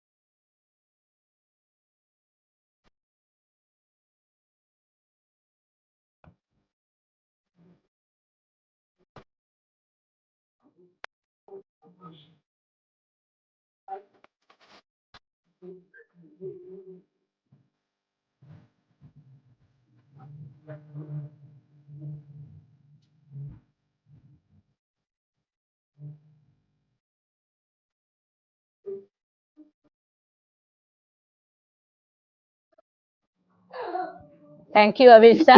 Now, I request our Dr. Jayashree Nanda, वरिष्ठ अध्यापिका शिक्षा विभाग कुंज बिहारी कॉलेज बारंग अनुष्ठानिक भाव धन्यवाद देवा पे। मैडम नमस्कार। मैडम मोर गोटे प्रश्न थिला सार अनिरुद्ध सर को। अच्छा कुहतु मैडम मैडम आज अनिरुद्ध सर कुहतु अनिरुद्ध सर नर्मदा हाँ कुहतु हाँ हाँ मैडम सर नमस्कार सर मोर गोटे प्रश्न थिला आपन को अनुरोध थिला जे आपण गंगा जल संपर्क रे एते कथा कहिले सर आगु को तो आउरी बहुत कथा ए विषय रे अछि ए जगन्नाथ संस्कृति तो सी अगाध समुद्र आ हमर सनातन धर्म मध्य सी भी अगाध समुद्र ये जेते कहले जेते सुनिले ये सरीबनी सत्य किंतु सर गंगा जल संपर्क रे हमर जो प्रत्येक शुद्धि कार्य रे गंगा जल को व्यवहार करा जाए सर आउ गोटे कथा जो हमर पुराण रे भागवत रे हमर लेखा अछि जे माने भूत पेर ऊपर मध्य गंगा जल छिंचिले से माने प्रेतात्मा मुक्ति पांदी गंगा जल रे विसर्जन कले हमर मृत्यु परे लोक मुक्ति पांदी हां सेही जो संपर्क रे सर किछि जदि आपनकर ज्ञान थिबा त टिके कहिबे हमर ए समापन कार्य पूर्व सेति के अनुरोध थिला अनुरोध सर मैडम सर अछंदी त हाँ कहते साथी अन्य सर हमर शास्त्र जा कहिछि ताहा अक्षर अक्षर सत ता उपरे कोनोसी द्विधा भाव प्रकाश करिबा ठीक हेबो नाही आपण वर्तमान सुधा गंगा जल कोन पई पवित्र विज्ञान कहिला तेणु गंगा जल आम कौन गंगा जलर आंटीसेप्टिक प्रॉपर्टी मध्य अछि केवल माइक्रोबियल कंटामिनेशन रक्षा करिवो ता नुहे एवं आंटीसेप्टिक प्रॉपर्टी मध्य रही आ भूत प्रेत कथा जो कहउचंती इवेन आपण रथ यात्रा बेले अधरपणा हुए भूत प्रेत माननकु बा असररी माननकु रक्षा करिया पई जगन्नाथ पणा दियंती या भूत प्रेत मध्य अछि आउ पुनर्जन्म इवेन आपण जेतेबेले देखुथिबे जगन्नाथंकर नवकळेबर हुए गोटिए घटरू अन्य घटकू परिवर्तित हुअंती किंतु ब्रह्म समान रुहंती ता अर्थ आत्मा ही समान रुहे केवल घट परिवर्तित हुए एमिति गोटे पुराना वस्त्र चेंज करी नुआ वस्त्र आमे पिंदु जिमति शरीर पिंधे सेही भली माने ब्रह्म गोटे पुराना दारू रु चेंज होई नुआ दारू को जानती से परी शरीर मध्य जगन्नाथ जेहेतु मानवीय लीला करूछंती ता देखौछंती मानव अहंकार करिवार आवश्यकता नाही समस्ते सर्वधर्मानां परित्यज्य माम एकम शरणं ब्रज अहं त्वं सर्व पापभ्य मोक्षयिष्यामि मा शुच सब किछि छाड़ी मोर शरणापन्न हो मु तुमको मोक्ष देबी भगवान कहउछंती तेणु ये सब विषय रे संशय रखिबार कोनसी आवश्यकता नाही आ पुनर्जन्म अछि इवन विज्ञान मध्य कहउछि से प्रोफेसर ना हूँ डॉक्टर इयान स्टीवेनसन से जड़े साइकोलॉजी रो प्रोफेसर त्यांकर 3000 केस स्टडी अच्छी पुनर्जन्म उपरे 3000 गोटे नुहे दुईटी नुहे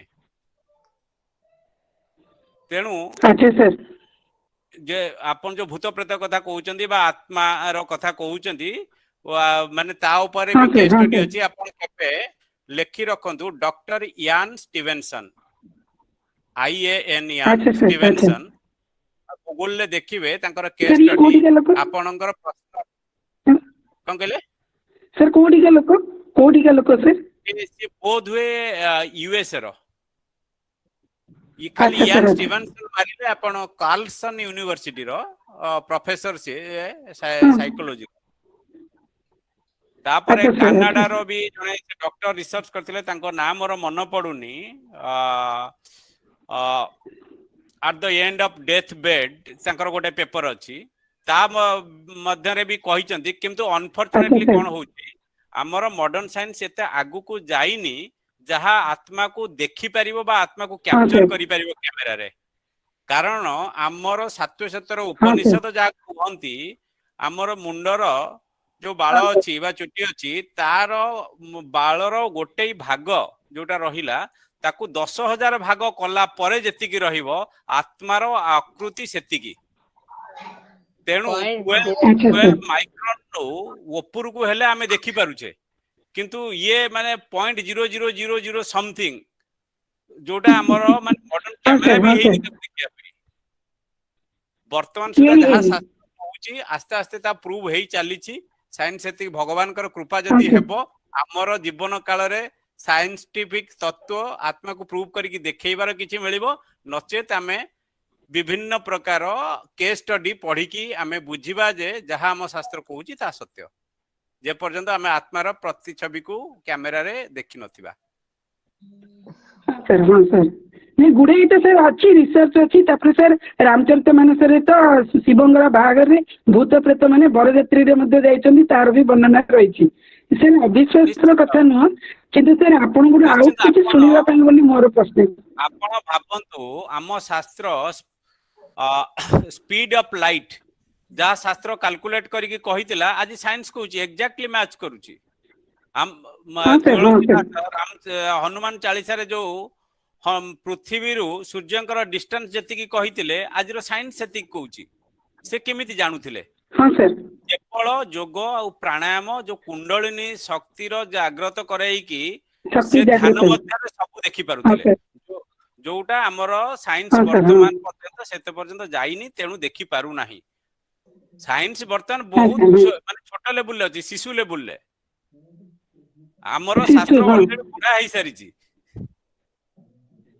ହଁ ସାର୍ ସନାତନ ଧର୍ମରେ ଗୋସାଇଁ ବାପା କହିଲେ ଇଏ ପିଲା ଗୋସାଇଁ ବାପାକୁ ନାତି ସହିତ ସମାନ କରାଯାଉଛି। ହଁ ସାର୍ ସାର୍ ଧନ୍ୟବାଦ ଆପଣଙ୍କଠୁ ଶୁଣିବାକୁ ମୁଁ କେବଳ କିଛି ଶୁଣିବା ପାଇଁ ପଚାରିଥିଲି ସାର୍ ମୋର ଦ୍ୱନ୍ଦ୍ୱ ନଥିଲା ମୁଁ ୟା ସମ୍ପର୍କରେ ବହୁତ କିଛି ଶୁଣିଛି ଆଉ କିଛି ପଢିଛି ମଧ୍ୟ ସାର୍ କେବଳ ଶୁଣିବା ପାଇଁ ଆପଣଙ୍କୁ ଏ ପ୍ରଶ୍ନ ଥିଲା ଆଉ କିଛି ଜାଣିବାକୁ। ୟାନ୍ ଷ୍ଟିଭେନସନଙ୍କ କେସ୍ ଷ୍ଟଡି ପଢ଼ନ୍ତୁ ଆପଣଙ୍କୁ ବହୁତ କିଛି ମିଳିବ। ଆଚ୍ଛା ସାର୍ ଧନ୍ୟବାଦ ସାର୍ ବହୁତ ବହୁତ ଧନ୍ୟବାଦ ଆପଣଙ୍କର ତଥ୍ୟ ଉପସ୍ଥାପନ ଶୈଳୀ ଆଉ ତଥ୍ୟ ଗୁଡିକ ବହୁତ ଭଲ ଲାଗେ। ଧନ୍ୟବାଦ ସବୁ ସେଇ ମୋ ପ୍ରଭୁଙ୍କର କୃପା। ଗୋଟେ ଏରିଆ ଆସେ ଗୋଟେ ପେରିମିଟର ଆସେ ଆମେ କିଛି ବି କରିବା ସପୋଜ ଗୋଟେ ଟ୍ରାଙ୍ଗେଲ ହଁ କିଏ ମିଲନ ମିଲନ ଆଜ୍ଞା ମ୍ୟାମ୍ ହଁ କଣ ପଚାରିବ? ନମସ୍କାର। ହଁ କଣ ପଚାରିବ? ଆଜ୍ଞା ମ୍ୟାମ୍ ହଁ କହ ଆଜ୍ଞା ମ୍ୟାମ୍ କହ। ମ୍ୟାମ୍ ମୁଁ ୟୁଏନ୍ ଅଟୋନୋମସ୍ କଲେଜରୁ କହୁଥିଲି କଟକରୁ। ହଁ ମୁଁ ଜାଣିଛି କହ ମିଲନ ମ୍ୟାମ୍ କହ। ଆମେ ଯାହାକୁ ନିର୍ମାଲ୍ୟ କହୁଛନ୍ତି ତାକୁ ଅନ୍ନକୁ ଶୁଖେଇକି କରାଯାଏ କିନ୍ତୁ ମ୍ୟାମ୍ ଏହା ପଛରେ କିଛି ବୈଜ୍ଞାନିକ ଦୃଷ୍ଟିଭଙ୍ଗୀ ରହିଛି ନା ମ୍ୟାମ୍ କେବଳ ଏହା ଭଗବାନଙ୍କ ପ୍ରସାଦ ପ୍ରତି ଆନୁଗତ୍ୟ ପ୍ରକାଶ ପାଇଁ ଏହାକୁ ସେବନ କରାଯାଉଛି ମ୍ୟାମ୍? ଭେରି ଏଇଟା ଗୁଡ ଟିକେ ପ୍ରଶ୍ନ ଥିଲା ଭେରି ଗୁଡ ବଢିଆ କୋଶ୍ଚିନ୍। ହଁ ଦେଖନ୍ତୁ ମ୍ୟାମ୍ ଟିକେ ଦୟାକରି ଏହା ପଛରେ ହଁ ମ୍ୟୁଟ କରିଦେ ଶୁଣୁ। ଲୌକିକ ଦୃଷ୍ଟିରୁ ଦେଖିବେ ଭଗବାନଙ୍କ ପ୍ରତି ଭକ୍ତି ବା ଆନୁଗତ୍ୟ ପ୍ରକାଶ କରିବା ପାଇଁ କରାଯାଇଛି। ଆର ସବିଶେଷ ବିଜ୍ଞାନ ସମ୍ବନ୍ଧୀୟ କିଛି ତଥ୍ୟ ମୋ ପାଖରେ ବର୍ତ୍ତମାନ ନାହିଁ। ମୁଁ କିନ୍ତୁ ଦୃଢ ଭାବରେ ବିଶ୍ୱାସ କରେ ଏହା ପଛରେ ନିଶ୍ଚିନ୍ତ କିଛି ନା କିଛି ବିଜ୍ଞାନ ସମ୍ମତ ଜିନିଷ ଲିପିବଦ୍ଧ ହୋଇଥିବ ଯାହା ଆମକୁ ଜାଣିବାକୁ ଚେଷ୍ଟା କଲେ ଆଉ ଶ୍ରୀ ଜଗନ୍ନାଥଙ୍କର କୃପା ହେଲେ ଆମେ ଜାଣିପାରିବା। ଆଜି ଆମ ସାଙ୍ଗରେ ଜୟଲକ୍ଷ୍ମୀ ମ୍ୟାଡମ ଅଛନ୍ତି ଆନ୍ଧ୍ରପ୍ରଦେଶରୁ ଏବଂ କାଶ୍ମୀରରୁ ଥିଲେ ମ୍ୟାଡମ ଯାହା ହଉ ବହୁତ ବାହାରୁ ଆନ୍ଧ୍ରପ୍ରଦେଶ ଆଉ ଜଣେ ହାଇଦ୍ରାବାଦରୁ ବି ଥିଲେ। ମୁଁ ଦେଖୁଥିଲି ସେମାନଙ୍କୁ ବହୁତ ଖୁସି ଲାଗିଲା ସେମାନେ ମତେ ଲେଖୁଛନ୍ତି ଆମେ ଅଛୁ ଶୁଣୁଛୁ ସେ କିଛି ବୁଝନ୍ତୁ ନ ବୁଝନ୍ତୁ ଜଗନ୍ନାଥଙ୍କ ନାଁ ଶୁଣି ସେମାନେ ପଳେଇ ଆସିଛନ୍ତି ଆମ ସାଙ୍ଗେ ରହିବା ପାଇଁ ଏଇ ୱେବିନାରରେ ବହୁତ ଧନ୍ୟବାଦ ସେମାନଙ୍କୁ। ନାଉ ଆଇ ରିକ୍ୱେଷ୍ଟ ଜୟଶ୍ରୀ ମ୍ୟାଡମ ଆନୁଷ୍ଠାନିକ ଭାବେ ଧନ୍ୟବାଦ ଦେବା ପାଇଁ। Over to Jayashree madam.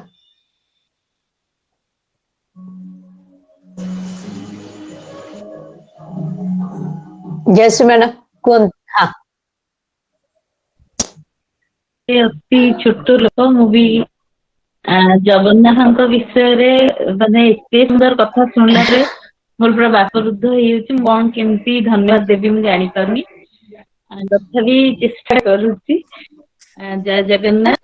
ସମ୍ମାନନୀୟ ମୁଖ୍ୟ ଅତିଥି ଶ୍ରୀଯୁକ୍ତ କାଳୀପ୍ରସାଦ ମିଶ୍ର ଯିଏକି ଆମର ମୁଖ୍ୟ commissioner Odisha Bharat scouts and guides ଏବଂ vice president Bharat scouts and guides ଆଜିର ଆମର ମୁଖ୍ୟ ଅତିଥି ମୁଖ୍ୟ ବକ୍ତା ଆମର ଅନିରୁଦ୍ଧ ଗୁଣ୍ଡୁସା ଯିଏକି ଗୁଣବତ୍ତା ମୁଖ୍ୟ ଅଛନ୍ତି ଆମର ସେଲ୍ସ ଇଣ୍ଡିଆ ଲିମିଟେଡର ଆଣ୍ଡ ଶ୍ରୀଯୁକ୍ତ ଅଦୈତ୍ୟ ପ୍ରସାଦ ସାମଲ ମହୋଦୟ ଅଧ୍ୟକ୍ଷ ମହର୍ଷି ମହାବିଦ୍ୟାଳୟ ଏବଂ ଆବାହିକା ଡକ୍ଟର ନମିତା ପଟ୍ଟନାୟକ ମହୋଦୟା ଯିଏକି ତାଙ୍କର ଚେଷ୍ଟାରେ ହିଁ ଆଜି ଆମେ ଏତେ ସୁଯୋଗ ପାଇଲେ ଏତେ ଭଲ ଭଲ କଥା ଶୁଣିବା ପାଇଁ ଯୋଉଟା କି ସବୁ ଓଡିଆର ସବୁବେଳେ କୌତୁହଳପୂର୍ଣ୍ଣ ଭାବେ ଚାହିଁ ରହିଥାଏ ଚାରିଟା ଭଳିଆ ଚାହିଁ ରହିଥାଏ ଜଗନ୍ନାଥଙ୍କର କିଛି ଗୋଟେ କଥା ଶୁଣିଲା ମାନେ ସେ ତାକୁ କେମିତି ଗ୍ରହଣ କରିବ ଏବଂ ଏଠାରେ ଉପସ୍ଥିତ ସମସ୍ତ ଜଗନ୍ନାଥ ସଂସ୍କୃତି ପ୍ରେମୀ।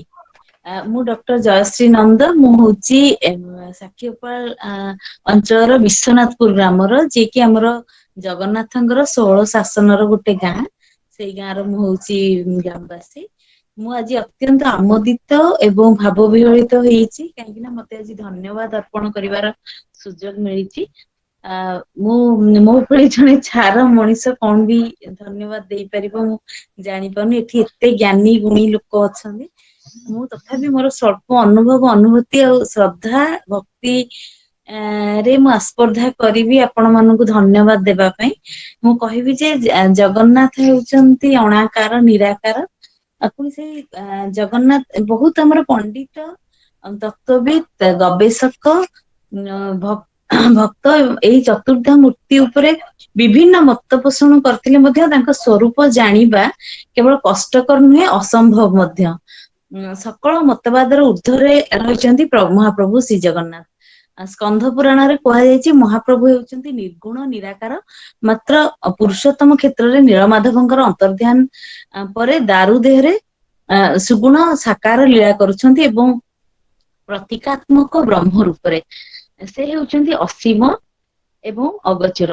ମନୁଷ୍ୟ ତାର ସୀମିତ ମାନସ ଶକ୍ତିର ଆଧାରରେ ଅସୀମର କଳନା ବା କେମିତି କରିପାରିବ। ପରିଶେଷରେ ଏତିକି ମୁଁ କହିବି ଯେ ଶ୍ରୀ ଜଗନ୍ନାଥ, ଶ୍ରୀ ବଳଭଦ୍ର, ଦେବୀ ସୁଭଦ୍ରିକା ଓ ଚକ୍ରରାଜ ସୁଦର୍ଶନ ହଉଛନ୍ତି ଏକ ତତ୍ତ୍ୱ। ଏକମାତ୍ର ଦାରୁରୁ ଚାରିମୂର୍ତ୍ତି ପ୍ରକଟ ହୋଇଥିଲେ, ତେଣୁ କୁହାଯାଇଛି ଜ କାରଶ୍ଚ ଜଗନ୍ନାଥ, ଗ କାର ବଳଦେବମ୍, ଭଦ୍ରା ନା କାର ଭାବେନ୍ଥ କାରଶ୍ଚ ସୁଦର୍ଶନମ୍। ଏସବୁ ସତ୍ୟ ମଧ୍ୟ ମହାପ୍ରଭୁଙ୍କ ବିଷୟରେ କୌଣସି ଏକ ନିର୍ଦ୍ଦିଷ୍ଟ ସିଦ୍ଧାନ୍ତରେ ଉପନୀତ ହେବା ଅସମ୍ଭବ, କାରଣ ସେ ହେଉଛନ୍ତି ଅବ୍ୟକ୍ତି ବ୍ରହ୍ମ। ମୁଁ ମୋର ହୃଦୟର ଅନୁକୋଣରୁ ଆମର ଶ୍ରୀ କାଳିସାରଙ୍କୁ ମହୋଦୟଙ୍କୁ ଧନ୍ୟବାଦ ଅର୍ପଣ କରୁଛି। ଏହା ପୂର୍ବ ୱେବିନାରରେ ମଧ୍ୟ ଶ୍ରୀଯୁକ୍ତ ମିଶ୍ର ମହୋଦୟ ତାଙ୍କର ଅଗାଧ୍ୟ ପାଣ୍ଡିତ୍ୟ ଦ୍ଵାରା ଆମ ମାନଙ୍କୁ ଶ୍ରୀ ଜଗନ୍ନାଥଙ୍କ ବିଷୟରେ ଅବଗତ କରାଇଥିଲେ ଏବଂ ଆଜିର ମୁଖ୍ୟ ବକ୍ତା ଶ୍ରୀଯୁକ୍ତ ଅନିରୁଦ୍ଧ କୁଣ୍ଡୁ ମହୋଦୟଙ୍କୁ ଅଶେଷ ଅଶେଷ ଅଶେଷ ଧନ୍ୟବାଦ ଅର୍ପଣ କରୁଛି ତାଙ୍କର ଊଦ୍ଧିମନ୍ତ ଉପସ୍ଥାପନ ପାଇଁ। ଆମେ ମାତ୍ର ନିମିତ୍ତ, ତାଙ୍କୁ ପାଇଁ ଆମେ ମାନେ ଧନ୍ୟ ଧନ୍ୟ ଧନ୍ୟ ହେଇଯାଇଛୁ। ସାର୍ ଆପଣ ଆସନ୍ତୁ, ଆଉଥରେ ଆମମାନଙ୍କୁ କିଛି କୁହନ୍ତୁ। ଏବଂ ମୁଁ ଏଠିକି ଉପସ୍ଥିତ ସମସ୍ତ ଶ୍ରଦ୍ଧାଳୁ ଜଗନ୍ନାଥ ପ୍ରେମୀଙ୍କୁ ମୁଁ ମୋର ହୃଦୟ ଅନୁକୋଣରୁ ନମସ୍କାର ଜଣାଉଛି ଏବଂ ଧନ୍ୟବାଦ ଅର୍ପଣ କରୁଛି ଯେ ସମସ୍ତେ ଧୈର୍ଯ୍ୟର ସହିତ, ଏତେ ସୁନ୍ଦର ଅବଶ୍ୟ ଧୈର୍ଯ୍ୟର ଆବଶ୍ୟକତା ପଡେନି ଯେତେବେଳେ ଆମେ ଜଗନ୍ନାଥଙ୍କ ବିଷୟରେ ଶୁଣିବା ପାଇଁ ଚାହୁଁ। ମୋ ଭିତରେ ଟିକେ ଅଧୈର୍ଯ୍ୟ ଭାବ ଆସିଯାଇଥିଲା, କାହିଁକି ନା ମୋର ବାରମ୍ବାର ଫୋନ ଆସୁଛି। ପ୍ରତି ସଂକ୍ରାନ୍ତିରେ ଆମେ ସୁନ୍ଦରକାଣ୍ଡ କରିଥାଉ ମନ୍ଦିରରୁ ବାରମ୍ବାର ଫୋନ ଆସୁଛି, ଆପଣ ଆସିବେନି? ମୁଁ କହୁଛି ତୁମେ ମାନେ ଆରମ୍ଭ କରିଥାଅ, ମୁଁ ଏଠି ଆଉ ଗୋଟେ କାମରେ ଅଛି। ନା କୋଉ ଠାକୁର ପୁଣି ଡାକିଲେ ତତେ? ମତେ କେହି ଡାକି ନାହାନ୍ତି, ମୁଁ ଏତେ ଡାକିବା ବେଳେ ଯୋଗ୍ୟ ଲୋକ ନୁହଁ, ତଥାପି ଯାଉଛି। ସେଥିପାଇଁ ସେମାନେ ମତେ ଅପେକ୍ଷା କରୁଛନ୍ତି ସୁନ୍ଦରକାଣ୍ଡ କରିବା ପାଇଁ, ଆମେ ମିଶିକି କରୁ। ତ ସମସ୍ତଙ୍କୁ ମୋର ଅଶେଷ ଧନ୍ୟବାଦ, ଆପଣ ମତେ ସୁଯୋଗ ଦେଇଥିବାରୁ। ସ୍ପେସିଆଲି କାଳି ସାର୍, ନମିତା ମ୍ୟାଡାମ, ଅଦ୍ୱୈତ ସାର୍ ଏବଂ କୁଣ୍ଡୁ ସାର୍ଙ୍କୁ ମୋର ବହୁତ ବହୁତ ପ୍ରଣାମ ଯେ ଆମକୁ ଏଇଭଳିଆ ଅଲୌକିକ କଥା ସବୁ ଶୁଣେଇଥିବାରୁ। ଜୟ ଜଗନ୍ନାଥ, ଧନ୍ୟବାଦ। ଜୟ ଶ୍ରୀ ଥ୍ୟାଙ୍କ ୟୁ ବହୁତ ସୁନ୍ଦର ଜୟଶ୍ରୀ ମ୍ୟାଡାମ, ଧନ୍ୟବାଦ। ପରିଶେଷରେ ମୋର ୱେବିନାର ଟିମ୍ ତରଫରୁ, ମୋ ଟିମରେ 20 ଜଣ ପିଲାମାନେ କାମ କରନ୍ତି, ସେମାନଙ୍କ ତରଫରୁ ମୋର କଲେଜର ଅଧ୍ୟକ୍ଷ, ଉପାଧ୍ୟକ୍ଷ ଏବଂ ସମସ୍ତ କର୍ମକର୍ତ୍ତାଙ୍କ ତରଫରୁ ତଥା ଓଡ଼ିଶା ରାଜ୍ୟ ଭାରତ ସ୍କାଉଟ୍ସ ଏବଂ ଗାଇଡର ରାଜ୍ୟ ଶାଖାର କର୍ମକର୍ତ୍ତା ବୃନ୍ଦଙ୍କ ତରଫରୁ, ସମସ୍ତଙ୍କ ତରଫରୁ ମୁଁ ପୁଣି ଥରେ ମୋର ହୃଦୟ ଭରା କୃତଜ୍ଞତା ଜ୍ଞାପନ କରୁଛି ଅନିରୁଦ୍ଧ ସାରଙ୍କ ପାଖରେ। ଏତେ ସୁନ୍ଦର କହିଲେ ଖାଲି ନୁହଁ, ଆମ ମାନଙ୍କ ଭିତରେ ଥିବା ସେ ଯୋଉ ଜଗନ୍ନାଥଙ୍କ ପ୍ରତି ଯୋଉ ଭକ୍ତି ଭାବ, ସେ ଆହୁରି ଆମକୁ ତଲ୍ଲୀନ କରିଦେଲା ଏବଂ ଆମେ ସମସ୍ତେ ହଜିଗଲୁ। 3 ଘଣ୍ଟା ଆମେ ଜାଣିପାରିଲୁନି କେତେବେଳେ ଚାଲିଗଲା ଏବଂ ସେ ଗୋଟିଏ ରାହାରେ ଆମେ ବସିଛୁ, ପୁଣି ଶୁଣିବୁ କେମିତି ଆଉଥରେ। ଏହା କଣ ବଡ କଥା ନୁହେଁ ଏବଂ ଆମେ ବହୁତ ଖୁସି ହବୁ ଯେତେବେଳେ ଆପଣ ଆମ ସହିତ ପୁଣି ଆଉଥରେ ଏମିତି ଲାଗି ରହିବେ, ଆଉ କିଛି ଆମକୁ ତାଙ୍କ ବିଷୟରେ କହିବେ।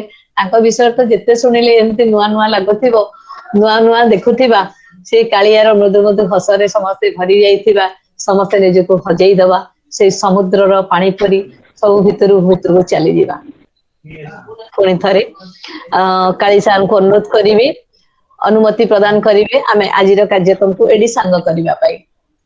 ଧନ୍ୟବାଦ, जय जगन्नाथ समस्त पूरी तरफ बहुत धन्यवाद नमस्कार हाँ समस्त टेंशन आमे कर बहुत धन्यवाद नमस्कार आओ जय जगन्नाथ थैंक यू आज कार्यक्रम बहुत बहुत लागला जन ଆଉ ଆପଣଙ୍କୁ ଆଉ ଥରେ ଆମେ ନିମନ୍ତ୍ରଣ କରିବୁ ନିଶ୍ଚିତ ଆସନ୍ତୁ ଆଉ ଥରେ ଏମିତି ଆୟୋଜନ କରନ୍ତୁ ନିଶ୍ଚିତ ମତେ ସୁଯୋଗ ଦେଇଥିବାରୁ ମୁଁ ମଧ୍ୟ ଧନ୍ୟବାଦ ଜ୍ଞାପନ କରୁଛି थैंक यू थैंक यू तांको कुनी पुଅଟି ଆସୁଛି ଖାଲି ଟିକେ ତାଙ୍କ ପାଖରେ ବସିକି ନମିତା ମ୍ୟାଡାମ ଧନ୍ୟବାଦ थैंक यू संदीप सर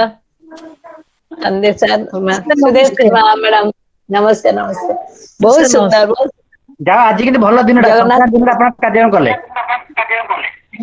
ସେ ତାଙ୍କର ଇଚ୍ଛା ଆମେ କିଛି କରିନୁ ଆମେ ଜାଣି ନଥିଲୁ ଡେଟ୍ ଠିକ କଲା ବେଳେ ଯେ ଆଜି ସଂକ୍ରାନ୍ତି ପଡିବ ବୋଲି ତାହା ହଉଛି ଜଗନ୍ନାଥଙ୍କ ଦୈବୀ ପରିକଳ୍ପନାର ଏକ ପ୍ରତିଫଳନ ମାତ୍ର निश्चिंत सर बहुत सुंदर दीर्घ 3 घंटा 3.5 घंटा आम एकाठी रहिले आश्चर्य लगुच सर कौन सी नेटवर्क रो प्रॉब्लम नहीं कौन सी प्रकार नहीं Jayashree madam Jayalakshmi madam Yes, ma'am. Good evening, ma'am. Good evening Really, I felt very happy, ma'am, to attend this program. yeah I am also I came to know from खुशी the लगिला। start beautiful बहुत खुशी लगिला, ma'am. सब But तांकर anyway, I am again connected with Odisha culture, Jagannath Very culture. जय श्री जगन्नाथ जयलक्ष्मी आम मानकर मुंबई रे जो माने जगन्नाथ मंदिर सहित एसोसिएटेड से माने प्रोग्राम कराते शनिवार रविवार बहुत सुंदर प्रोग्राम हुए 7:30 अराउंड आरंभ हुए यदि कहबो मैं बड़े हेले लिंक देबी देखिबो प्रोग्राम बहुत भल Really, लगी ma'am. Really, ma'am. Thank you very much, ma'am. Thank you Thank you, ma'am.